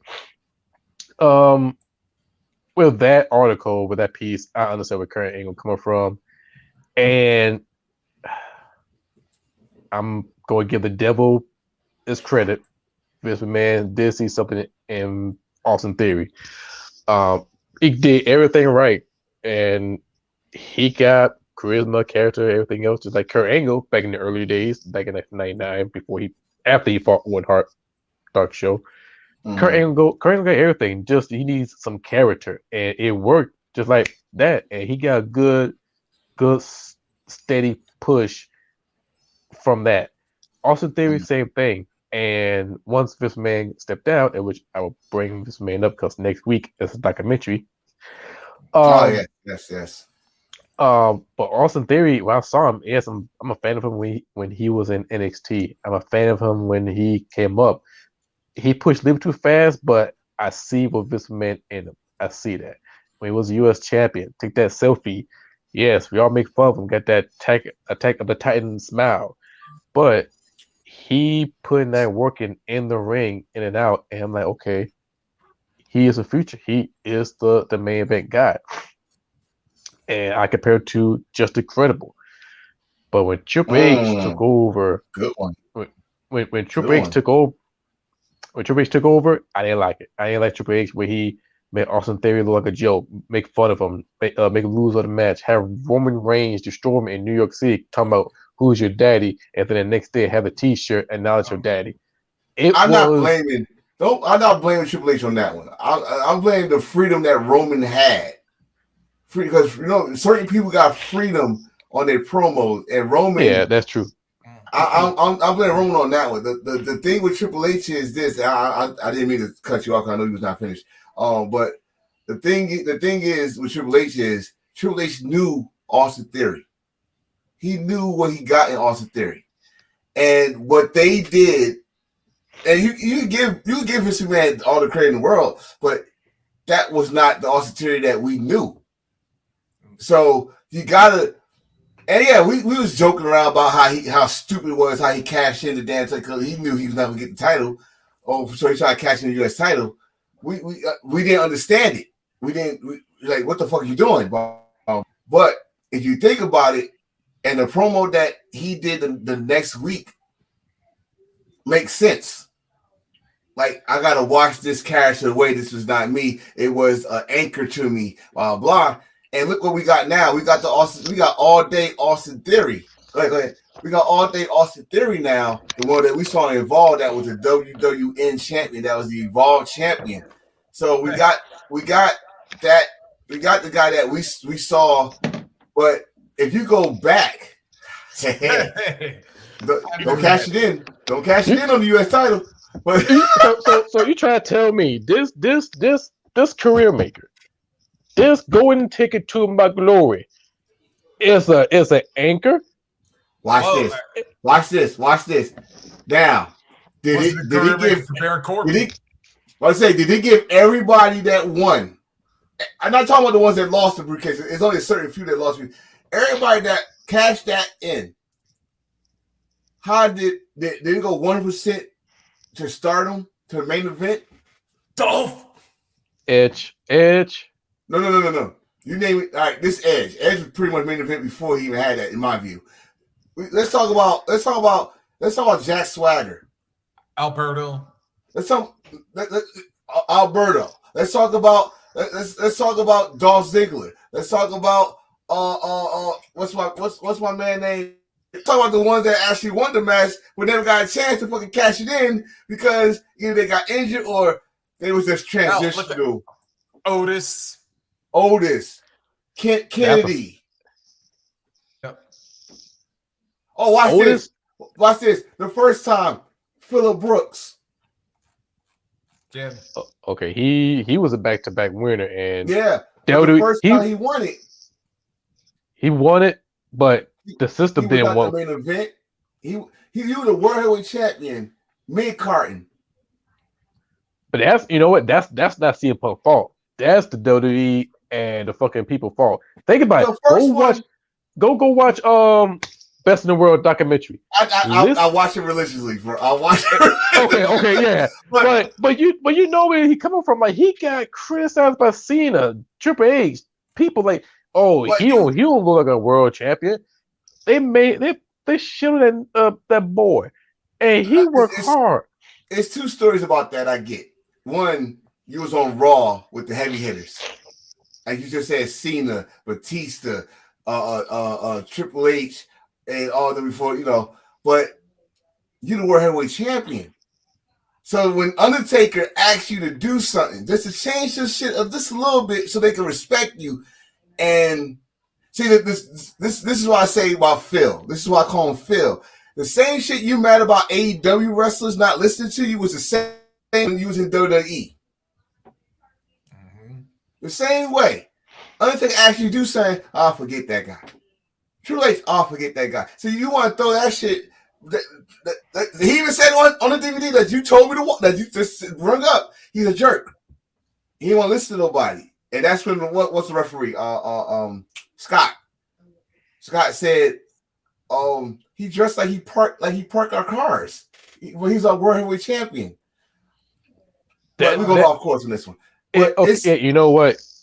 I'm glad it's other motherfuckers. Like we could say the Edges. We could say CM Punk's second time when he cashed it in. That was one of his best ones that no one will talk about when he turned heel and he became the straight edge guy from Ring of Honor. That was awesome, right?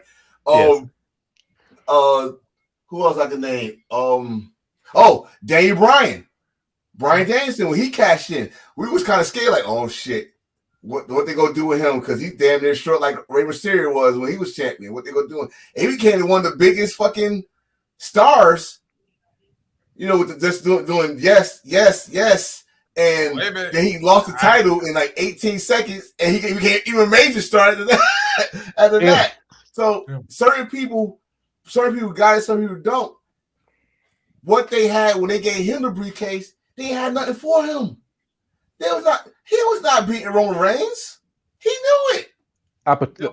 Okay. Let me put on my hat on. If WWE give us a job, be a writer, that's okay now. How are we going? Shit. It's okay. Heel, enforcer, Reese. How can we cash? How we can make Austin Theory become a champion and cash it in? I would say, what's the rules of this bad boy? You can cash it at any time, any place, anywhere. I would have Austin Theory cash in on Roman at his house. I would have cash in at the airport. You can cash it anywhere. It don't have to be in the ring. Think outside the box. Wait. Are you turning the Universal title, the world, whatever they call it, the Universal Heavyweight, WWE Heavyweight Championship into the 24/7 belt where they can just beat each other at the airports and shit like that? Did you just call the title the 24/7 belt? Did you just say that? The Money in the Bank just said cash in at any place, anywhere. Let's look at the most. Hold on. Let me tag on the Hill's point. Let's look at the most famous one of them all, Seth freaking Rollins. Oh, yeah, that too. Yeah, because that's the best one. Yeah, the best one. He was the first one that took advantage of the at any time, because who would have thought you cash in during the main event of WrestleMania? Not after. It turned into a triple threat match. Yeah, it turned into a triple threat match after they was beating the shit out of each other. Right, but exactly. And then Hill, who was you going to mention? I was mentioning like Rob Van Dam and ECW, but in my mind, shit. Okay, have breaking news. Camera, follow Roman Reigns in the airport. Boom, knock him out. Pin 1, 2, 3. Airport, new champion. Him taking the doo doo. Boom, pin him. 1, 2, 3. Champion. That'd be something new. That'd be something new. Something new would never happened before. Yeah, you're going for what your mind going for is first time ever and get people talking. Like this motherfucker just beat him in the airport terminal. What the hell? And then hauled ass and took a rental car. He's not catching the plane. He beat in the terminal. Since you brought up Van Dam, now let me go to Tone's point, because let's take a look at guys who won, but the Money in the Bank didn't turn around. Now, in this case, part of it was on Van Dam's own doing, but that's because, man, listen. I'm listen, man. Okay, let me put my RVD on this one. Okay, yeah. I'm sorry. This is gonna be the first time I embrace thirst. All right, listen. Rule number 1: you don't drive. You don't smoke while you're driving, especially when you're down south. You don't do that. That's really true. What's wrong with you? Everybody, listen. That's like saying I'm gonna. You know what? I'm tired. I've been on the road for 5 hours. I'm gonna just open this can of beer and just drink while I'm on the house. What are you doing? That was your fault. That was your fault. They had the world for RVD. He had it. But you and Sabu want to smoke driving because there's no damn lights. Nobody gonna see you. That's what they get you. You dumb fuck. But like I said though, I mean, I would call RVD's cash in one of the best just because he told ahead of time and it was in ECW. That's like the last little remnants of ECW that you gonna get after that, because it was gonna be zombies and all that other shit. But Yeah. I think the promo that he did was different after he did that stupid cash in, and this version is the version I know of Austin Theory as a fan of his in Evolve. That was what Vince McMahon was doing. That I think Kurt Angle agreed with was he was trying to build a character, like you just said. Like Kurt Angle was a Gold Olympic winner, and you remember the documentary that was on. He said, "Vince, I'm a gold medalist. Nobody's gonna boo me." Sure, pal, you gonna see. And he came in. I was drinking milk. I got 3 eyes. Boo! Boo this man! It boo the shit out of him. So you had to deal with a character. It was a little goofy, but it worked. Like, can we take this dude serious? Of course you can. He's a gold medalist. He gonna flip your ass, stretch you, all that shit. But he had to deal with a character. Austin Theory character was pretty much a swolled up Tyler Bleeze, to me anyway. No selfie. He didn't need no damn selfie stick. His arm was big as shit, and he do a selfie anyway. And I ain't gonna say, did it get him over? It got him in places. How about that? If it didn't get over, it got him to WrestleMania, and he was on both nights. Am I wrong for saying that? He was on both nights, right? No, but this Austin Theory, I'm telling you, this Austin Theory, keep an eye out on. I guarantee you, this is the future. I guarantee it. That's all I'm gonna say about Austin Theory. This right here, I feel like he's gonna be in the main event picture if he keep this character going. Like, pissed off at the world. I ain't get my damn bonus. I ain't get my weekly allowance from my parents this week, so I'm gonna fuck the world up. Type of attitude, So that's how I feel about it. But, all right, I'm gonna stop talking because I really want to talk about heels, man. I'm so psyched. All right. So right now the main topic is heels, and we see funny heels, worse heels, great heels, and heels is an important part of pro wrestling. When you're a villain, you could be booed back in the shit for centuries. Now, if you're a heel, you be liked or get booed. Prime example, I would say Will Ospreay, but he's more of he's a cool heel because he's Japan, but you can get away with anything. Shit, let's go for it. Roman Reigns, he's supposed to be a heel, but he is one of the most beloved heels you see because he's a cool heel. He's a heel that you enjoy. On opposite side, piece of shit MJF, which you don't give a fuck about, worst heel ever. Wow. I said, God damn it. Let me tell you something. Wow. He said it. He said it. Yeah, worst heel ever because let me tell you something. All he do the same old shit. He don't make me say, okay, that's the heel I'll fuck with. Like just a Credible, Shane Douglas. Hell, even Mike Awesome, where he got the judge on the side. Hell, even Miz. I give Miz some props for being a good heel. He was an entertaining heel because you watch it, you entertained by his heel work. Even Chris Jericho. MJF, he giving that preppy, guppy, Wall Street spoiled bullshit. Inside, outside, all you just talk about money, and his matches is none. Like all his matches is no memory, unmemorable type of shit, except for CM Punk and MJF in the chain match. I don't even remember him winning the title at MLW because Alex Hammerstone and Richard Holidays, them two overshadowed his ass. I'm gonna say when it comes to MJF, the only thing I like about MJF as a heel, he keeps kayfabe.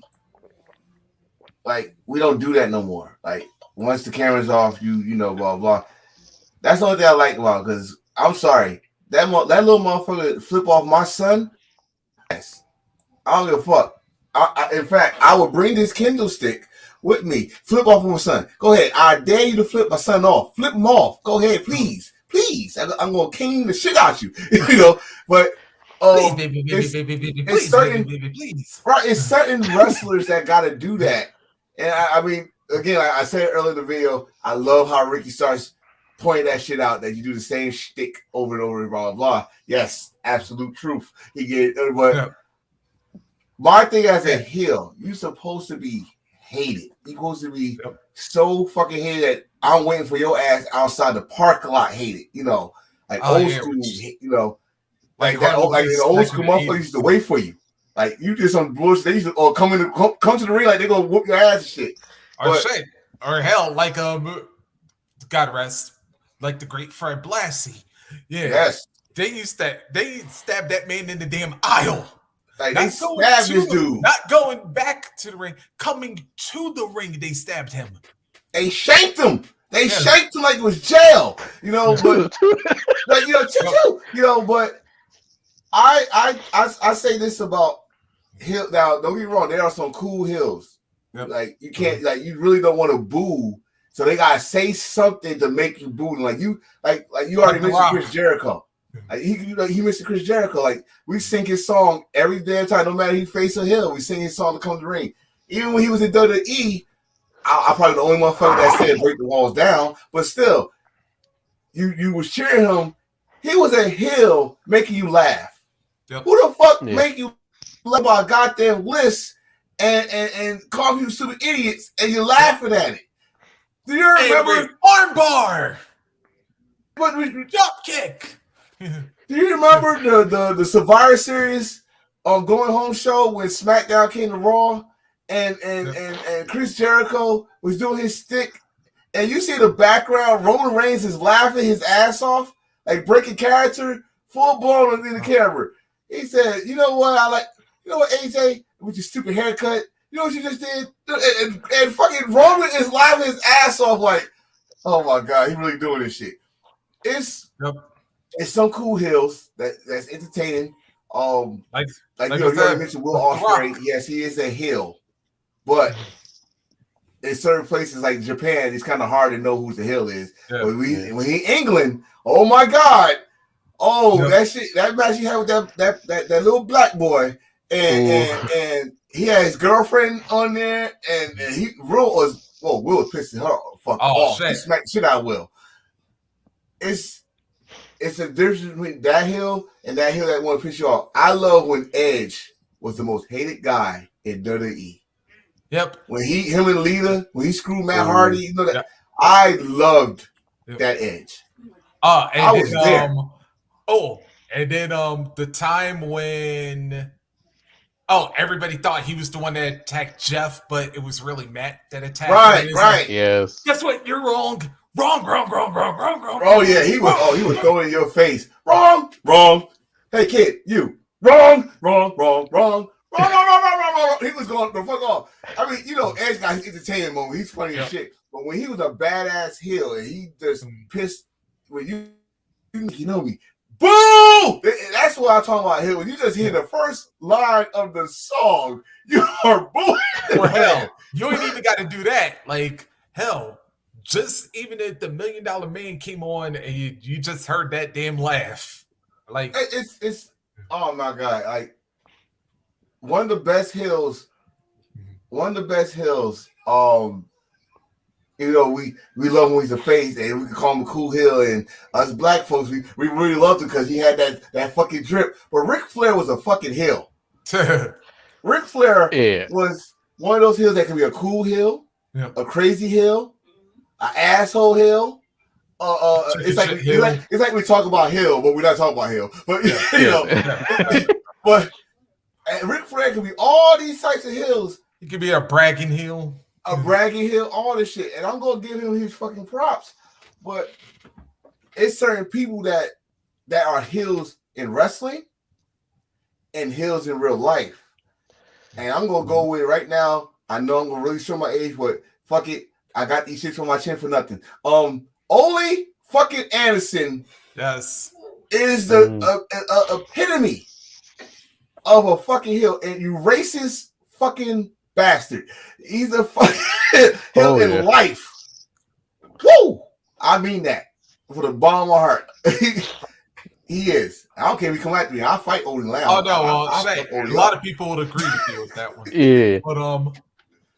But you know who else I like when we think about heels?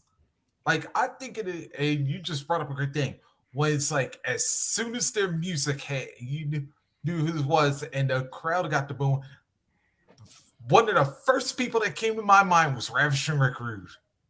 Because soon as you started hearing that, well, depending on which version, like when the WWF, as soon as you start hearing that, yeah, that crowd would get the booing like crazy. They boo him, but Even when he before say he he got walked that through the microphone and he say, "Cut the music." "That's it." But I want to That's have it. your fat out of shape. Blah blah blah blah. Yeah. Don't forget sweat hogs. You got to end it off with sweat Sweat hogs. No hog. matter where you at. Either that Sweat sweat hog. hogs or knuckleheads or more, or he would throw because he would throw it depending on what city he was in.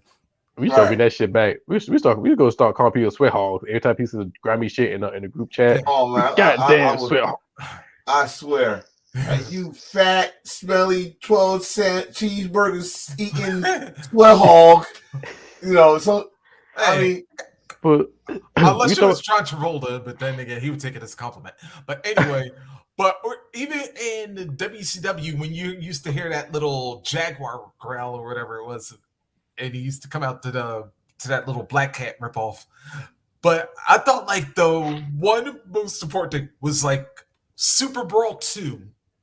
That crowd in Milwaukee, as soon as he said, "What I'd like to have right now," and they booed him so that it was like Kevin Owens and Elias when they made that Seattle, because he couldn't even get that damn line through. That was how bad they booed Ravishing Rick Rude, was that he couldn't even do his normal shtick because the audience kept going louder and louder and he eventually got through it, but yeah. But you want to know someone that could do that, and all she gonna say is 2 words. Vicky Guerrero. Vicky Guerrero. Yep. Vicky Guerrero said, "Excuse me," to my damn ears bled, and they booed. She couldn't do her promo at all. This is why I say WWE has something with her, and they kind of blew it with this damn general manager shit. She said, "Excuse me." That's all she had to say. Excuse me! Boo! I mean, the famous one of all time was John Cena and Jerry Lawler was in the ring. They was roasting her. And every time she say something, they boo her. They start laughing like loud as hell. The classic moment of a heel getting heat without saying much. If you talk about heels, the best heel run is Kane from 2003 to 2000. Oh yeah, that man set JR on fire. Electrocuted Shane's balls.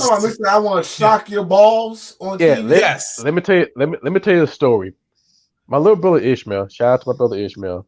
His first favorite wrestler is Kane, because I got him watching wrestling, and the first Raw he see was Kane set Jim Ross on fire. And let me tell you something. Kane, one of the best heels run I ever seen. I put Kane in the same category as Shane Douglas. But with Kane, what he did that nobody ever talked about, what he did to Lita. Tombstone Linda? Well, yeah, that one too, but Kane and Lita's storyline. Kane did something that nobody. And funny. I'm sorry, I'm a sick fuck. That was weird and funny, especially when she lost the baby and her face looked like Kane a little bit. But do you know how she got pregnant? Yeah, he raped. He put his demon seed in. Yeah. So that's the one thing nobody caught on. Like, okay, who's pregnant? Kane, it's my daddy. Like, so he raped you, okay? And then not only that, he went on to become the tag team champion.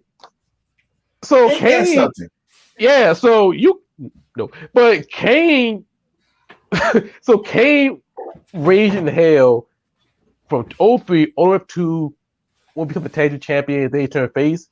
That's one of his best run. Because think about it. May 19th. Oh God. Oh yeah. I heard that one, Nicole. I could not. We was laughing our ass off. So you try to tell me we can't say May 19th when See No Evil come out because he turns crazy. And the best one was Shawn Michaels. Shawn Michaels in that damn shirt and you put it on Rob Conway. Yeah. Oh my God! Yeah. Nikki was pregnant, laughing her ass off. I thought she was gonna have the baby there. Shawn Michaels talking about May 19th, and poor I forgot who the hell got it. Rob Conway. Yeah. Oh my God, that was a good. Now you like that run of Kane? I like when he first debuted. Oh yeah, no one could touch Kane. Pete Rose. How do we forget that damn tombstone still lives in infamy to this day? That became a WrestleMania. Tombstone Pete Rose. Yep. I think that shit happened 3 straight years. Yeah. Yes. And then the worst part was like the 3rd year, he also took a stink face after the tombstone. Hey, anything for Pete Rose. Put that man in the Hall of Fame, goddamn. He got in his face. I'm sorry. Yeah. That's Hall of Fame material. Yeah. Okay. But now, if we're gonna talk about heels, we cannot forget about shouting out the heel manager. And I was just watching one, the greatest of all time, Bobby the Brain Heenan. Oh okay. My God. Okay. I love Paul Heyman or Paulie Dangerous. Yeah.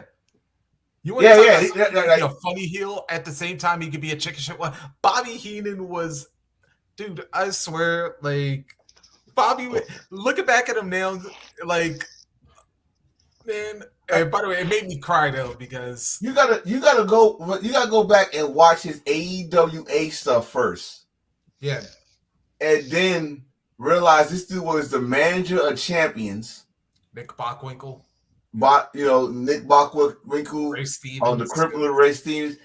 And and then we came to WWE, the Heenan family. Oh my God. Anybody could turn something into gold with Bobby Heenan. When you talk about Big Boss Man Mama, yeah, and then Boss Man handcuffed him, and they left him there for the whole show, and then my God, and he's literally cussing Vince out, and that's the only thing that made this better was that, although granted it would have been gold with the Monsoon, but the fact that Vince was actually on commentary with Bobby. But the best team was him and Gorilla. Him and Gorilla. Yeah. No, because I swear to God, I'm gonna tell you something right now. I'm Bobby Heenan. My wife is Gorilla Monsoon because she said, "Will you stop?" I like every time she say that. I ain't call my wife no Gorilla though, but smart move. Oh, yes. I got like one of the most classic things I can think of, like when it comes to Bobby and Gorilla. Yeah, remember, and although I got to bring up a sad character to boot with this one. Remember right after the Bobby Heenan split from the Red Rooster? Yeah. Oh, yes. Then they had that joint on Primetime, and then, Steve Lombardi comes out in his first Brooklyn Brawl up here, and and this is like the only time I remember Gorilla actually getting hit. Like, You don't touch Gorilla Monsoon. Dude. Yo, let me tell you something. And then the next week, Gorilla came out with that damn 2x4 the next week. Oh. Yes. Yeah. Heenan was. Vader was the last person to touch Gorilla Monsoon. Oh, yeah. Last person. They whoop his ass. He whoop his ass. Oh, my God. Vader bomb. No, Vader splash. After Vader splash. But if you talk about managers, we can't forget about Francine. We can't forget about Bill Alfonso. Those are two classic. Yeah, we're going ECW, huh? So we got Francine. Don't forget Don Marie. Yep. Don't forget that Sly Devil, the world's sexiest man alive. Yeah, Jason. I scratched like fucking what's the Joey Styles. But managers at ECW, especially with Bill Alfonso, he was a heel manager. He turned face because of RVD. Yep. But if I go anywhere, I'm gonna give my flowers right now. I don't think a lot of you talk about the Slickster. Yeah, my job's sober. Wait a minute. There's one reason why they probably don't. Because we got to remember damn Akeem. Oh, the American Dream. Yeah. They But was other making than fun. that, I will say this, though, when it comes to Slick, yeah, I still pump Jive Soul, bro. Because, Hey, man, listen. boy, That's the he John a big Turkey right boss there. man. Yeah. All right, there, John Caprice. Turkey. All right, there, Caprice Smickens. Hey, you know, listen. I got. Hey. Now, don't forget. If we gonna go, if we stick on Hill managers, like in today's, I'm gonna give my man Stokely his props. But Yeah. if you remember Truth Martinez, Oh, that's some truth. Come on, man. Yes. Truth Martinez with that big ass fucking book and Yep. and that fucking top hat and hairdo. But the man managed champion and he made Jay Lethal and Roger Strong. Let's not forget Roger Strong, also a champion. So we got that. Of course, my man Prince Naeem for the embassy now and all that stuff. Yeah. But if someone also gonna bring up, I gotta remember his name. But Eddie Kingston always bring him up. He passed away not that long ago. And, Eddie. Sweeney, is it? Bob Sweeney. Bob Sweeney? Yeah.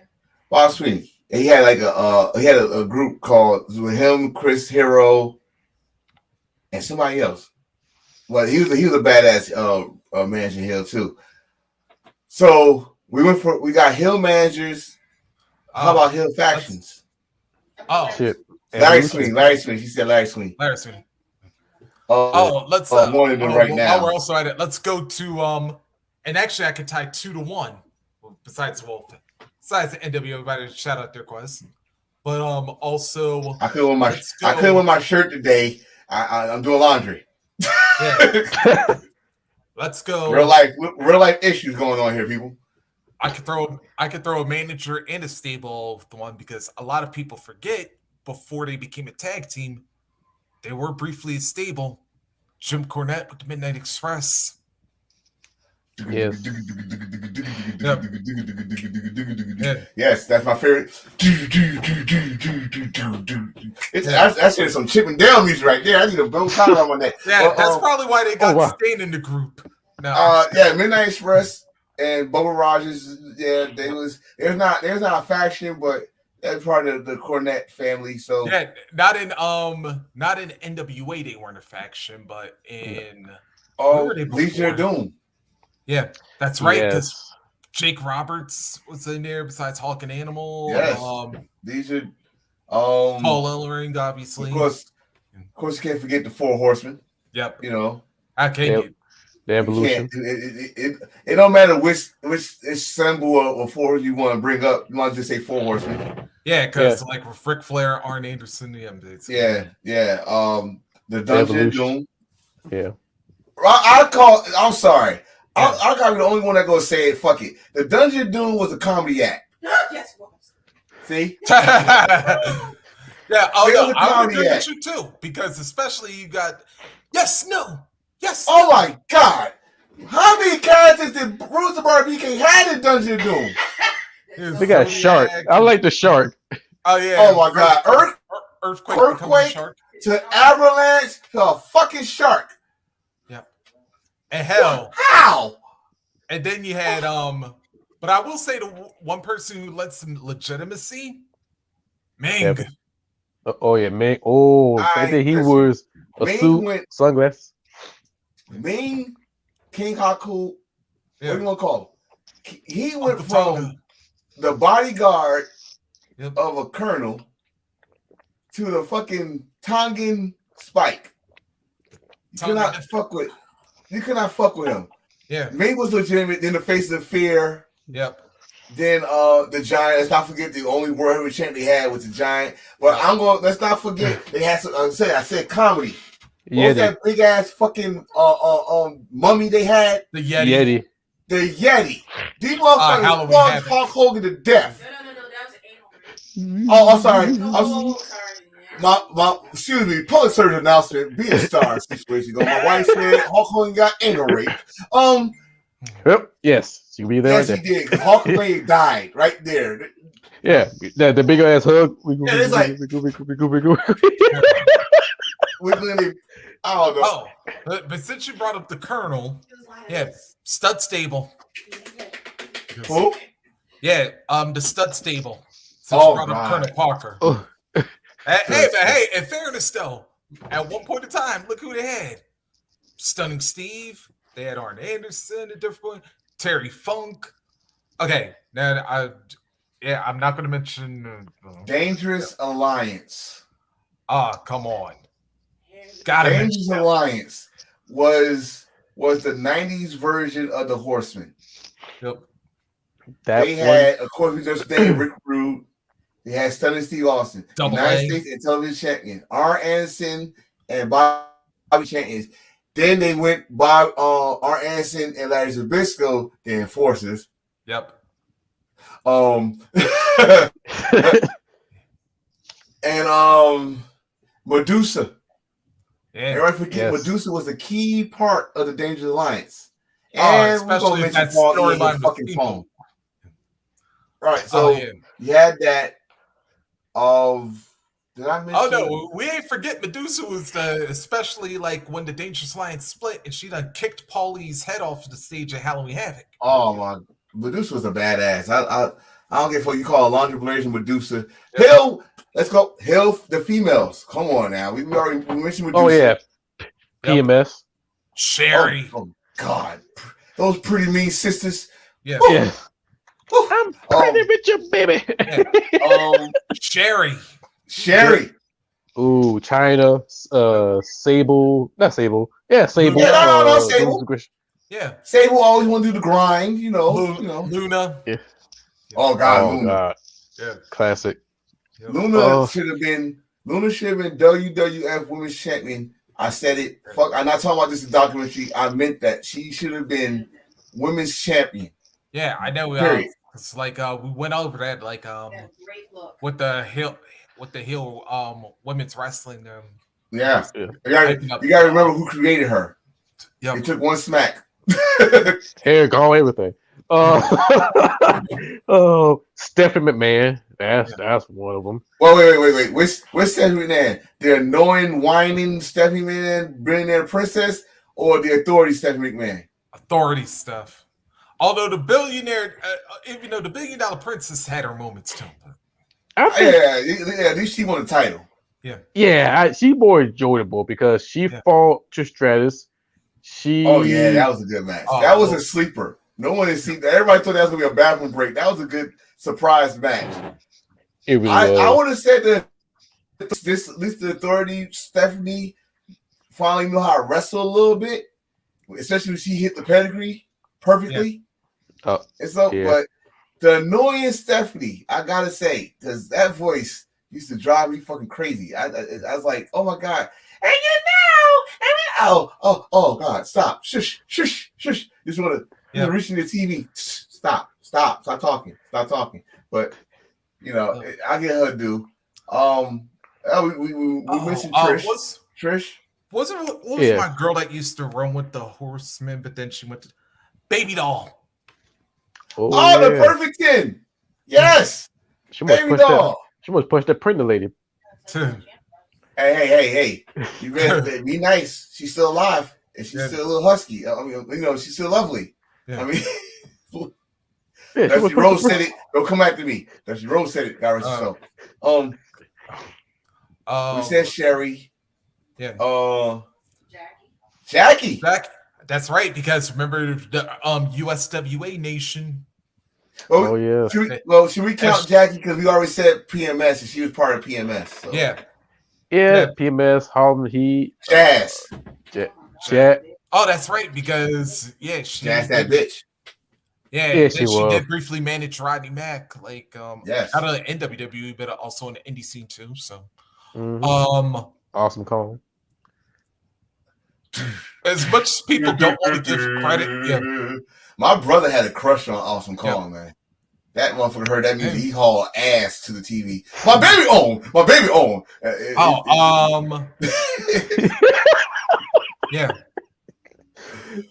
Even though, Victoria just became Ooh, yeah, definitely. especially when she used to be Psycho Vic. I don't know. Victoria was kind of. Although I do gotta admit though, like I liked her when she was like really really crazy, but Shit, I like her Really? better now. Shit, true. That's true too. How I like about when she was Mickey? a hoe. No. only fans. Mickey Anyway, James. oh, Wait, crazy Mickey James? Yes. Yeah. Not cow. When she was Cowboy Country Hill, I like crazy Mickey, the one that stalked Trish and Yeah. act like Trish and did some other shit. But yeah, we got some current female heels. Yeah. I Jade, like Jay. Yeah. who? Jade, the undefeated. Well, I call her a twinner now because we're cheering for her. Yeah. Yeah, But when she was a heel, no. Nyla Rose? DMD, I love DMD. I do. But you gotta understand this about DMD. She's one of those heels we talk about that was cool heel. Yeah. yeah, Like we cheer her and we say her catchphrase and all that stuff. Yep. But people forget that she's the heel in this situation because I'm waiting for it. We all know it's coming. She's gonna turn on Jimmy Hayter. We all know it's coming. So I said Nyla Rose. She's a cool heel too. who? Nyla Rose. Lately, yeah. Yeah, only with the Jade segment she was. Yeah, lately she's funny as hell on Twitter. I had to go back to see some of her Twitter. Twitter and Instagram. Yeah. Yeah. Yeah, she's funny as shit. Hell, let's Charlotte. do Sasha. Charlotte and Sasha, yep. Yeah. The especially like NXT, especially like NXT Sasha because God. like when she made Izzy cry, I'm like, Oh damn. yes. Oh my God, the ratchet Sasha Banks. I became a fan of hers right then and there. When Becky Lee, was that Becky Lynch when she turned on Charlotte? Well, we didn't give her a chance to be a heel. We didn't know that was today. Now, big time Bex, we didn't like it, but when she did what she did to Bianca Belair, that's heel. I mean, I'm sorry, you beat that poor child in 26 seconds. That's fucked up. That's good. That's fucked up. Oh shit! I just had somebody else in mind right now. Oh God. I got some more. I got another one.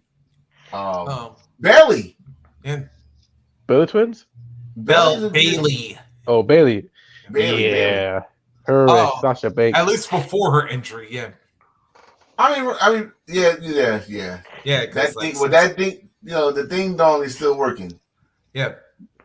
I know exactly what I said. Don't judge me. I don't know exactly what I said. Let's go hell. Let's go to Mandy. Because yes, Mandy Rose. Yeah, with the Mandy Rose toxic trash. Yeah. Mandy Rose has did a 360 from the blonde head chick that could not do nothing except for a running knee. Yeah. I said it earlier. Put some respect on her name. She earned it. Will Ospreay's girl. I am. Oh, Katie Priestley. Yeah. I don't know her new name, so I wish. Blair Davenport. Yeah. There we go, Davenport. Yeah, she's badass. If they open it up to her, she's a badass. So she does the demon paint and all that stuff. Yeah. So, what? Hell, go some Impact. What was it? Beautiful People. Oh yes, Beautiful People. What it was just Angelina and Velvet because Lacey. Ooh. Sorry, no. Oh, but if we were to throw Madison in, we could throw her too. Yeah, the Beautiful People was a cool heel just to look at and enjoy their wrestling. I was going to say since we went there, I was going to say Flawless just because that segment that made Mickey James cry. That's wrong. Well, that's heel work. So I got to count it. Oh, they call her Piggy James. Piggy James. Yeah, that's fucked up. She's not fat. She's just a little thick. Just a little thick. She like her southern food too. How about AJ Lee? Crazy. Oh God, how we gonna forget? Oh, I can rock with AJ Lee when she fucking finally wrestled. Yep.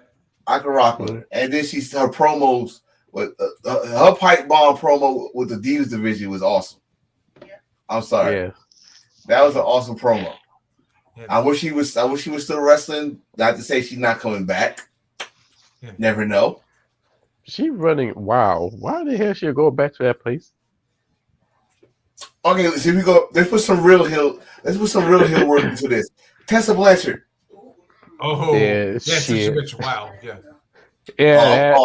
I'm going real. I'm going real. Give her name. Star. Sexy Star. Yeah. I'm going real with it. Let's go. Oh yeah. Especially Rosemary would definitely agree with you on that one. Yeah. Yes. I used to like Sexy Star too, especially Lucha Underground. Bitch. Wait. We got one more. Thunder Rosa. Yeah. Sandbag. She's a heel in real life now. Sandbagger. Yeah. I don't know what that's like. That's a word right there. Oh shit! Like hell. Even though like now it's kind of hard to see her someone, but when she was wrestling Beth Phoenix. Oh God. Glamazon, yes, she was. Glamazon. Yeah, when she beat the shit out of Candice Michelle and just Candice Michelle fell in front of everybody to see. Yeah, with her and Natty were like the Divas of Doom or whatever. Yeah. Oh my God. Yes. That was awesome. Hell. So what else do the heels? What else do the heels we got going? Shayna Baszler, NXT Shayna Baszler. Well, you want to say Shayna Baszler now because she's working her way back to NXT. Like she's total badass right now. Yep. I would say if I want to get real again, Nia Jax. Nia Jax, she was a cool, funny heel. Her whole. Yeah. As you talking about her whole. Yeah, so her butthole. But yeah. Yeah, she was funny. She was a funny heel, but earlier she was a badass heel, like a straight up big lady heel. But right, I mean, until she started just fucking people up. Yeah, and Becky. What she did to poor Kyrie was kind of fucked up. Yeah. So, what other heels can we talk about? What top heels or? Oh, how about even though he's out right now, Adam Cole, baby. Oh God! I hope he's okay though. They saving him for something else. They saving for something else. I got a feeling. Yeah, he was a cool heel. Everybody say his name. Even I was at the AEW show this summer. Everybody say Adam Cole, baby. That was that's how we say baby now. We say baby. Yeah. Yeah, we should get a credit to what's the damn rapper name? God damn it. Oh Lord, I can't forget that name. Who? Matt Caster when he was a heel?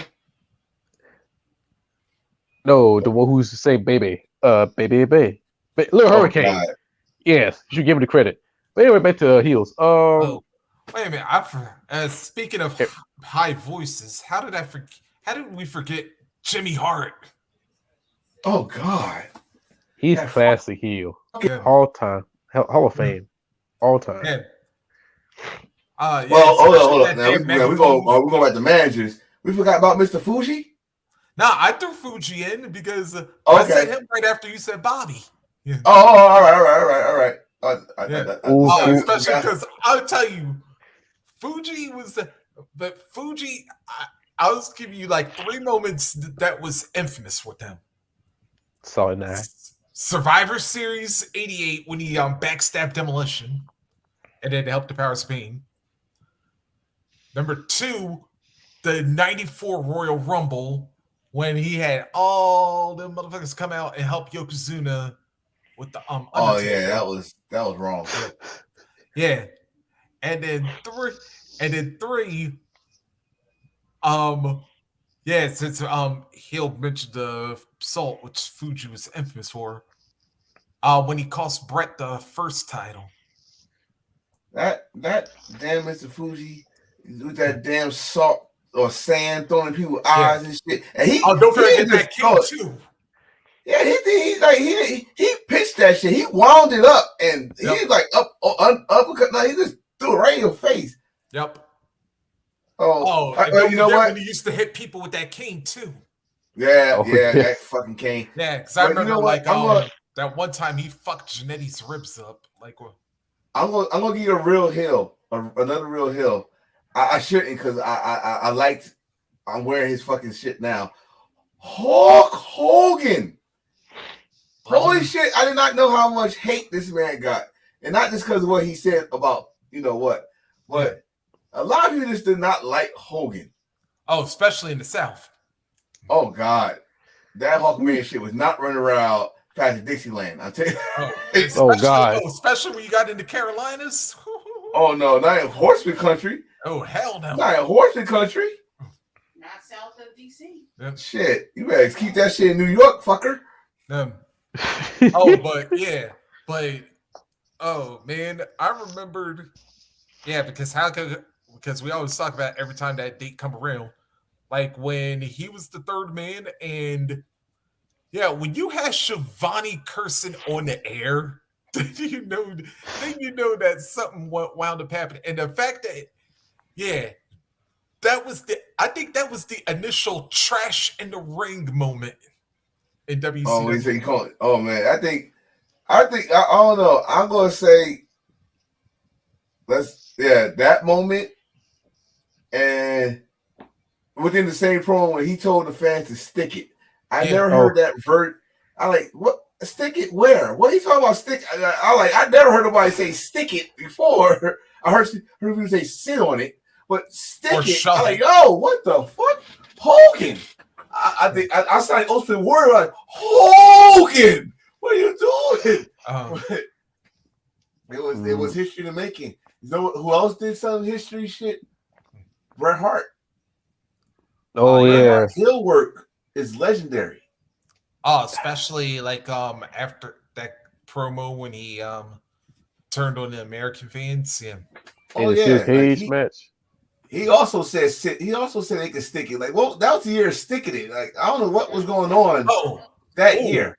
Actually, Hill just kind of maybe forgot about that cage match, and when he shoved Vince and he went on that whole tirade the week before. Oh, WrestleMania Go Home show. Yep. It's bullshit. I actually watched the uncensored version of that shit oh man, the curse words that he was saying was not friendly. I was like, ooh. Especially when Sid came down and Brent was like, you know it, I know it. It's all damn. He's like, I don't know shit. I was like, oh, yeah, they real. This is real. This is getting real. Oh, Stone Cold. It's like this is cursing all out. And here comes Shawn Michaels walking his ass out. I'm just gonna walk past you here. Excuse me. And like, when someone gets Shawn Michaels also in the heel category. Let's not forget to mention. Yeah. He lost his fucking smile. Wait, go back even before that. That's like, what a coward Jannetty is. He tried to dive through the window to escape. Yeah. Shout out there, Bobby. To this day. That's why Bobby Ray is the greatest. Yep. To this day, that's the most talked about heel turn is Shawn Michaels super kick throw Marginetti into the barbershop window. Yep. To this day. He super kicked him first. Yeah. And then he threw his ass right through the fucking window. And that is still talked about to this day. This man hasn't wrestled I don't know how long. And they still talking about him throwing Marginetti through the window at the barbershop. And here's the worst part. And here's like the underlying part that people forget about it. That was in Shawn's hometown. Because they were doing that. Yeah, because they were doing that. They were taping that along with the Tuesday in Texas. So literally all of that took place on the same night. So that got taped in Tuesday night in Texas, but it got shown like it was live at Superstar. See what TV Magic does? Like, goddamn. I used to watch Superstar, and the fact that we're still talking about this man going through a window. Yeah. Randy Orton went through a window. We don't talk about that. We talk about Marginetti going through the window.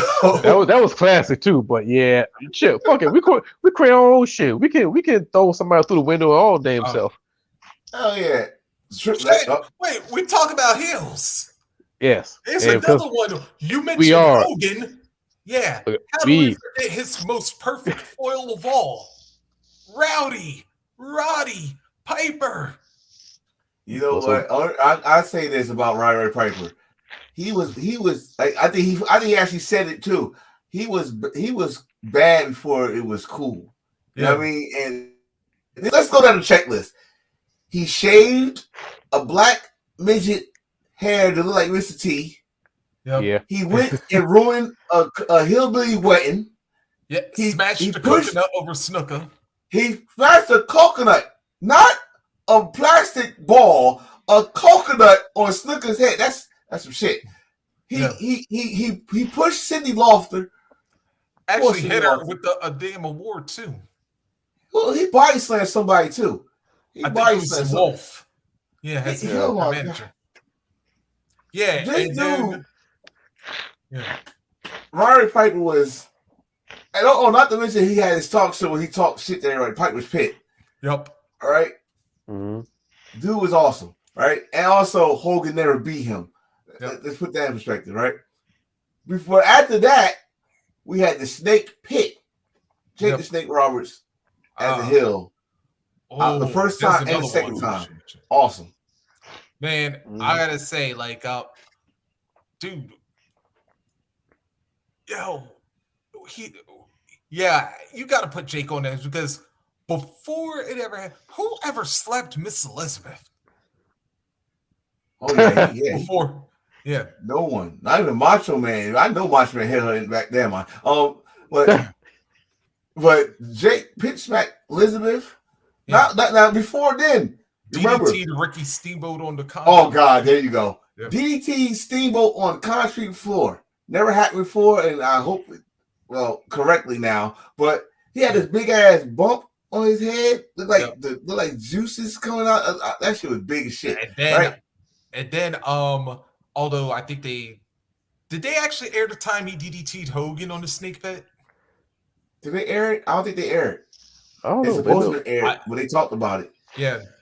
Not to mention that he had a Cobra bite Savage. Yeah. He turned the Ultimate Warrior. Oh, and then the Saturday night main event where he was getting ready to blast Elizabeth with the chair, but then Undertaker stopped him. Yeah.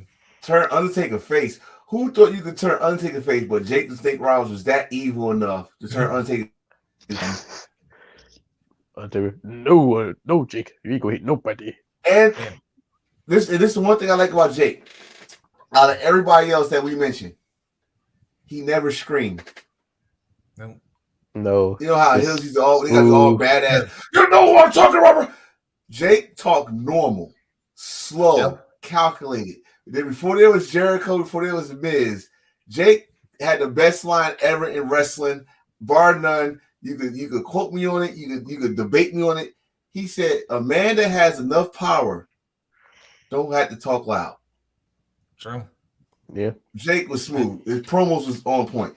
So I always say this about Jake was like one of those hills that no one talk about, that needs to be talked about. That should have won world. That should have been world champion. Shit. Hell.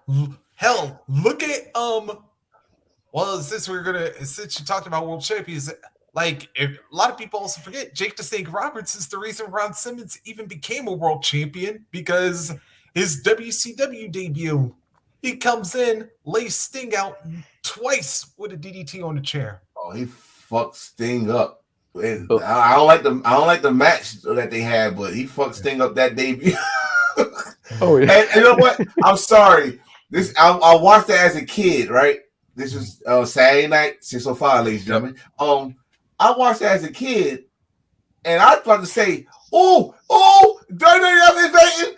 I was a kid, okay? Don't question me.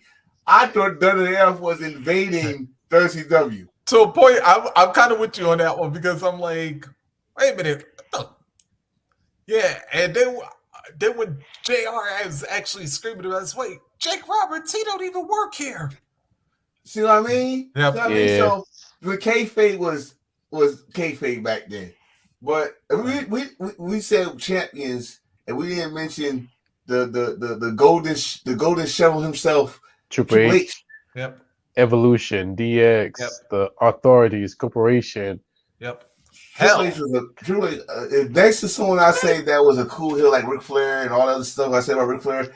Triple H was trying to do, especially with Evolution, when he permed his hair and he started wearing fucking colored tights and shit. Like, I'm like, whoa! I think nope. Yeah, I know I ain't the only one because my wife just said it too. I know I ain't the only one that would complain about that shit. And this motherfucker got red tights on. What the fuck are you doing? Yeah. Purple, blue, white boots. He had white boots. Yeah, like WrestleMania. He had mini shorts. He had biker shorts on. He wore that because he got a groin injury. That's the reason why. Yeah, I know, but still, it didn't look right. Stop it. We were talking about heels. How did we forget the king of them all? Vinnie Mac. I mean, that's real life. Yeah, think about that's a heel in the show and real life. Yep. Trying he killed the territories. He Black Saturday. Black Saturday. Yeah. Like people in Atlanta still haven't forgetting. Oh no. They turn on to see Georgia wrestling and they see Vince McMahon tight ass suit come on there. We wrestling like this before. No. I want to see that shit. And it was me, Austin. It was me all along. No. That was bullshit. Fuck that. How dare you bring that up? That was bullshit. That was with Christopher Daniels. No, we got. It was me, Austin. Oh, son of a bitch! It was me. I got to do the JR line with it because it sounds more funny that way. Then of course, Lord, yeah, with Vince alone, it would take like a whole episode just to go through his stuff. But yeah, don't worry. We got the documentary next week. Oh well, hell, how about and speaking of next week and people that would fit this mode, Muda. Greatest of all time, classic, entertaining, and he's one of the Japanese badass. And plus, he captured the NWA World Championship. Yeah, and not to mention the man who, well, even though Great Kabuki was a little before my time, but the man who I remembered using that damn green mist and everybody. Muda. And red and yellow. I forgot how many colors Muda then used. But when Muda was a heel, he's a sick bastard. When Muda is like the badass heel, he used to not just the miss, but I ain't talking about Casey Muda. I'm talking about Muda. When he got that paint on, the motherfucker brought an axe to the ring. Like he was gonna use that shit on Juice the Thunder Liger. Like what the fuck? He was actually trying to use it. He was trying to stab his ass with the axe. Oh damn! Not to mention, he faced Hulk Hogan, and I think he lost that one though. That's when Hogan actually wrestled. But he did the longest run for a simple clothesline. He ran all the way down the damn aisle. You know the Tokyo Dome got the long aisles. Yes. He ran all the way there, and the way he ran, he and Hogan just standing there like, and you gonna get here. And as soon as he said this, and he clotheslined him, like he did all that for a clothesline. I would have done a drop kick or a shotgun drop kick or something. A clothesline, Hogan, old bastard, probably said, "No, you ain't gonna do that to me, brother. You ain't gonna do that to me, brother. No." Hogan's. Speaking of Hogan, I forgot one heel thing he did. He just reminded that January that Japanese promo when he called my favorite belt a toy. As here you can go. You don't call the winged belt a toy, sir. A trinket. He said a trinket. That's what made me hate Hogan right there. Don't worry. I like Hogan. I hate him at that moment. Don't worry. We gonna see the same thing with Sasha Banks win that. Well, the IWGP Women's title down the road. Oh, I will not. No, still. Although I'm gonna go with the character of his, because the person not so much. The narcissist. Because damn it, no. Like every time he done use that damn forearm on somebody, I was like, no, you want to just say Lex Luger, period, in life. No way. I know he got saved. And stuff like that. But I'm not. I'm sorry. He helped Miss Elizabeth. God, and let me go. God may forgive you. I have it. Yeah. Karma That's came good. back and got you. All-Star. Yeah. In case you watching, yeah. We trying to we keeping it as respectful as possible. Now listen, I'm being very respectful because I could have said some other shit. I watched his documentary. I understand what he's going through, and again, I know he got saved and stuff like that. But you kind of got away with murder, bro. Yeah. I know he ain't the only one in the rest of the business that did. God rest his soul, Jimmy Snooker. But he got away with murder. Yeah, because I was about to say that sentence was a little bit like, hell, like. I said, if one of us would have did that shit, we'd be in the jail crying like, I didn't mean to give that much. Something. Yeah. But I don't know. I'll just say he's a healing life. But I do gotta say, like, that I think WWF made him. Well, obviously we see it now, but it's like WWF. I think they gave up on that character too soon, though. Well, he do get the persona kind of pretty nice during the time because in the 90s you could get everything. He got the body, he got the mirror, he got the ladies. Ew, shit, that could be anybody. Like imagine all three of us becoming narcissistic and have them ladies come out with a mirror. We'd be all flashed out, all busted up. But then again, like I said, not all of us had a steel plate in our forearm, though. Well. Oh, where's that? Speaking of but yeah, you work out too, goddammit. Yeah, speaking of narcissistic heels. Yeah, Martel. Oh, spray. Yes.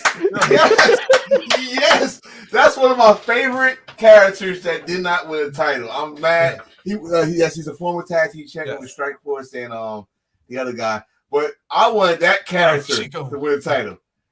The model arrogance. Especially after we sprayed Jake in the face. Yeah. Yes, it was fucking toilet water. That man, blind Jake the Snake, he had that one eye that was all that color contact. I love that shoot. Yes, good one, Reese. Reese. But, yes. And then not only that, but not only that, but then in the second run, he stole Tatanka's feathers. Oh, and put it on his hat. Oh, God. Oh, wait. Now, hold up. We've been getting a lot of good shout-outs to these damn hills.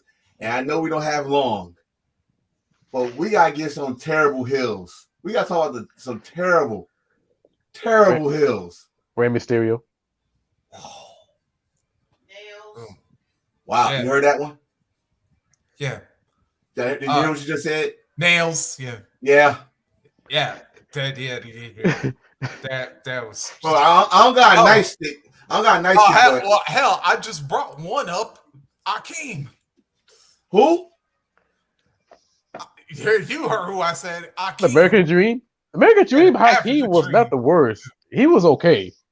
Yeah, it was just a bad gimmick. You took the one-man gang and used a boombox to turn him into a dashiki wearing. You know what? You know what's fucked up? He could have been a tag team champion or Intercontinental champion or WWF champion at that time because hip hop was popping back in the day. American Hakeem, the Dream. Because actually him and Boss Man did go after Demolition. Yeah, it was the Twin Towers. But then the Brainbusters, the Brainbusters beat him to the title. Damn, how the hell did we leave Tully out of this? I think we did mention Arn, though. What was that team that with Otis? Tucker? Yeah. Yeah, that was terrible. Yeah. That one didn't even last, so. Listen, and I'm about to say this, and I say this with all due respect, but Shad Gaspar was not a good heel. Ooh, thank God. Yes, he wasn't. He was a shit. Shit. Yeah. I know I ain't the only one that was mad that they broke up Crime Time. Yes. I was. But the heel turn did not do nothing for me at all. Dude, if anything, I would have turned GTG if I would have turned one of them. And they wait like a couple years later to do that. Yeah. Oh, yeah, that's right. That's not, yes. See, You that's know how what? bad the turn went. Another one, Titus O'Neil when he turned on Darren Young. Yeah. That Titus was Titus Worldwide. O'Neil as a heel. The fuck were Wait, Jesus, dude. I can't even say no more about because Titus O'Neil as a heel. You got like at least 4 different versions of that, and only one was actually good. That's because he was tag team partners with young primetime players. Yeah. And I'm not saying it was the best thing. Millions of dollars. That's right. And they former tag team champions. Well, they won that as a face though. Yeah, and that's political shit, but we ain't gonna get into that shit. Oh, I think. Oh, what was my Norman? Norman Smiley? Not Norman Smiley. Screaming? Norman the Lunatic. Remember, like, yeah, the dude who the dude who eventually became Bastion Booger in the WWE. Yeah. Oh God! Oh God! Damn! Yeah. Well, yeah, that's just terrible. That's wow! You went out the block with that. I forget. The only reason I remember Norman because Teddy Long used to come up with that big ass key and try to like hold him back and whatnot. I give you worse. Eugene. But he was a turn heel, didn't he? Yes. I totally forgot when he turned heel. Yeah. Wait, how you be a mean handicap? Hey. I don't know. Speaking of bad heel turns, yeah. Bischoff. Wait, when he turned NWO? Yeah. I wouldn't say that was a bad one. I will tell you why. Because if it wasn't for that Eric Bischoff, we wouldn't got Mr. McMahon. Yeah, that's true. You know what? I take that back. I know what you're talking about. The burst heel where he was Eric Bischoff 2000, where he got the career control. Oh God! Oh yeah, all right, and that one, yeah, I take that one. And then we had to deal with Russo on top of it. You know that be SOL.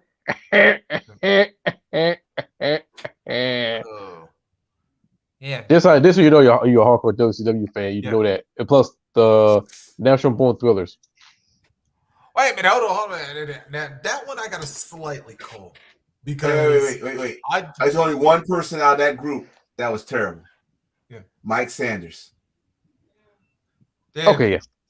Yeah. Everybody else. I gotta admit, I liked it. That in fact he came down to a little like Pulp Fiction theme, but other than that, yeah. Yeah, but wait a minute, what's the dude that used the Crossroads before Cody started doing it? Shawn Stasiak? No. Reno. Oh yeah. Reno. Bald head dude from Vegas. Yeah. With the big ass ponytail. Yeah. that was just terrible. That was he was I would not throw the muscle. He was just muscle. Yep. I wouldn't throw the flag on him. I would give him a pass because he was part of the hardcore division, but he was an okay heel. But he's an enjoyable heel. Relic. Oh yeah. Oh Lord. Wait a minute. I'm sorry, Johnny Bull, but that was terrible. Wait a minute. You want me to go worse? Yeah, I'll keep it in the family. Since I mentioned Eric, Garrett Bischoff. Yeah, but then might as well add West Briscoe. Yeah, want to add him to it. You might as well throw in Ace's Eights. Wait a minute. No, because Bully was still good. Bully was good, but the whole stable was trash. Yeah. Well, I would say this about the stable. The stable, because you had 30 people and you knew you couldn't hold all 30 people under contract. So they went from 30 to 10 to 5 to 3. Yep. It was just depleting. If I'm gonna stick to TNA, who was that guy that was with what's her name? That she won the women's knockout and the global title. I guess he was Eric brother. Young. The brother? No. No, I need to talk. The one who go out with no, I want to say it can't be Free. I forgot his name, but he was He's- not he was good at going up. all. I want to say he's going out with ODB as a tag team partner, and he won the like a tag team title. Oh no, that's you know who that is. That's Diener. Diener. Diener. Diener. Yeah, Diener's good. Yeah, that was Diener. Diener was in. That's how long Diener been in TNA. Oh, Robbie. Not Robbie E. Robbie's partner. His partner. Oh Jesse. shit, Jesse. Oh yeah, I know you're talking Jesse. Jesse Goddard. Goddard. Oh god, For the bromance. Yeah. He's doo doo. him. And I'm gonna say A1. Yeah. And what's my man from British Invasion? Oh no. We not gonna bring a Rob Terry. Oh, the bouncer now. Yeah. They try to do they was trying to do something with him. He was just big for no reason. He was just big. Wait, he had some moments. He was a former global champion. And that's it. That's like and what's my man that I'm not froze. I just what's my man that came down for Undertaker's match at WrestleMania the one year? Who? Nathan Jones. Oh God. Oh, when he turned heel, that was just a waste of space. Yep. Like honestly, and don't forget Matt Morgan too. Okay, I will throw a flag on that one. Yeah. Matt Morgan, WWE. Sorry. Okay. Oh, the stuttering Matt Morgan? Yes. Or That okay.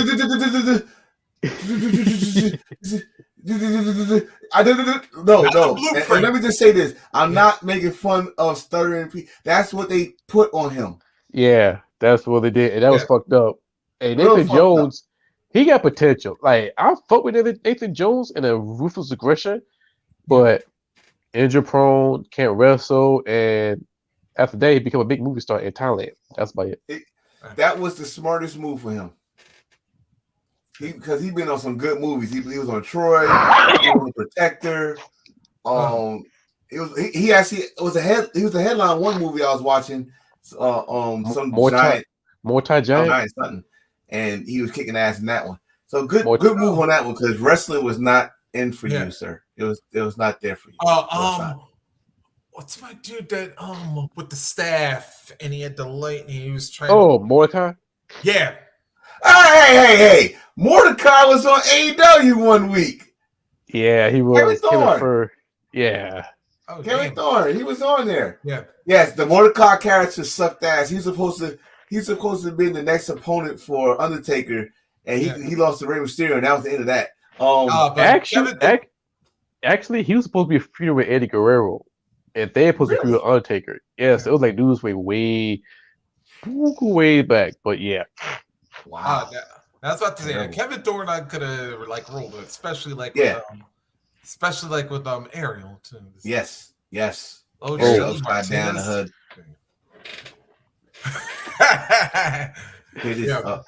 Anyway, Lord, we will see a slap fight. Yeah. ECW Mike Knox. Yep. Especially because he always kept messing up when Kelly was getting ready to. Like that was just a terrible thing for him. I like him now, but not back then. He was not good. It wasn't my fault. The bald-headed green teeth. He like feet. That's what I was saying. Which one we talking about? The one that kicked the baby, or the one that didn't brush his teeth for years? The way he didn't brush his teeth. The way like feet.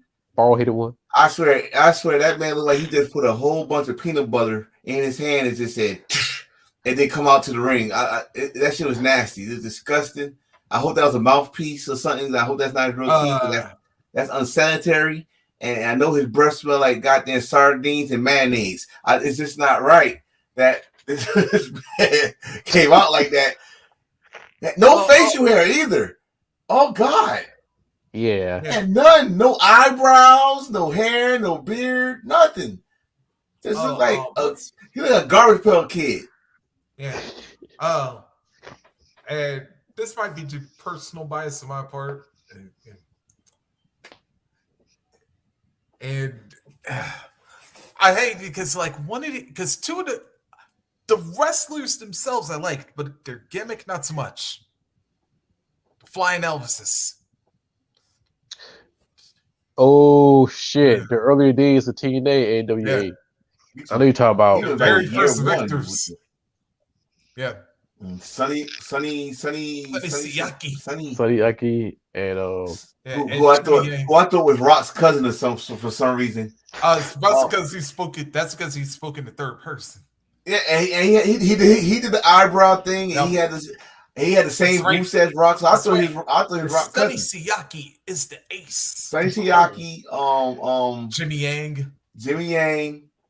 I forgot the other guy, but yeah, that was a terrible gimmick. Like the flying. I mean, what you got to think in TNA those days, anything got over.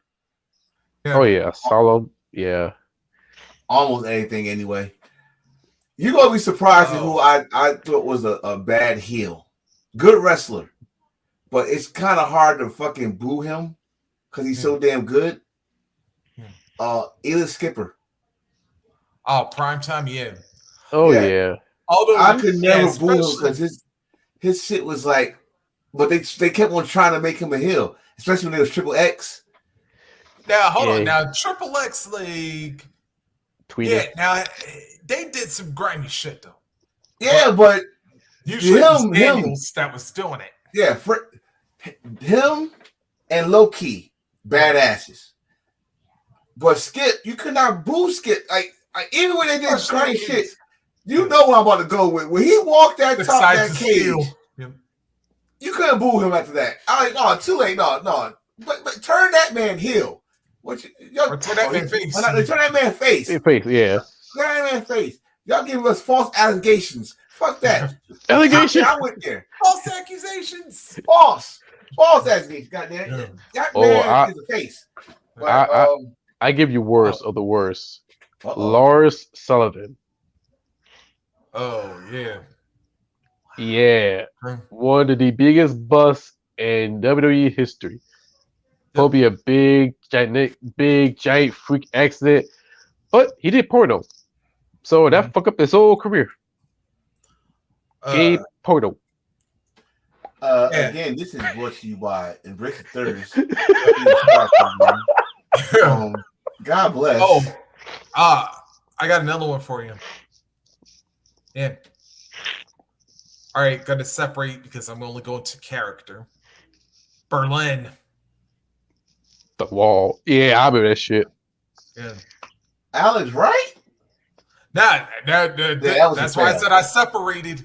Yeah. Yeah. That was a fail. They went right back to Alex Wright after that because Berlin did not work. But if you gonna say that, then what else didn't work? We'll go right back to Lex Luger. Yeah. Well, he said Lex Luger is dead. And only the total package. And he used to do the boom, boom. And then the intro was cool. Don't be wrong. Yeah. The intro was cool. Dun, dun, dun, dun, dun, and he all tanned and shit and feel like all that shit. But then after that, it was just Lex Luger to me. Like, you talking about 2000 Lex Luger? Right, like Lex Luger. Oh, all right. This one's gonna go to a gimmick again, dude. And I don't know how the fuck we didn't forget this, considering this was like the ultimate in Jim Herdism. Black Scorpion. Yeah.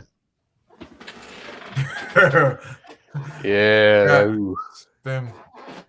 Thanks to fucking what's his name? That's what I said. Thanks to Jim Herd and not even Jim Herd, Ricky, what's his name? Ricky Hernandez, Ricky Martinez, what the fuck his name? Yeah. He's supposed to be in Black Scorpion. Al Perez. Yeah. Perez.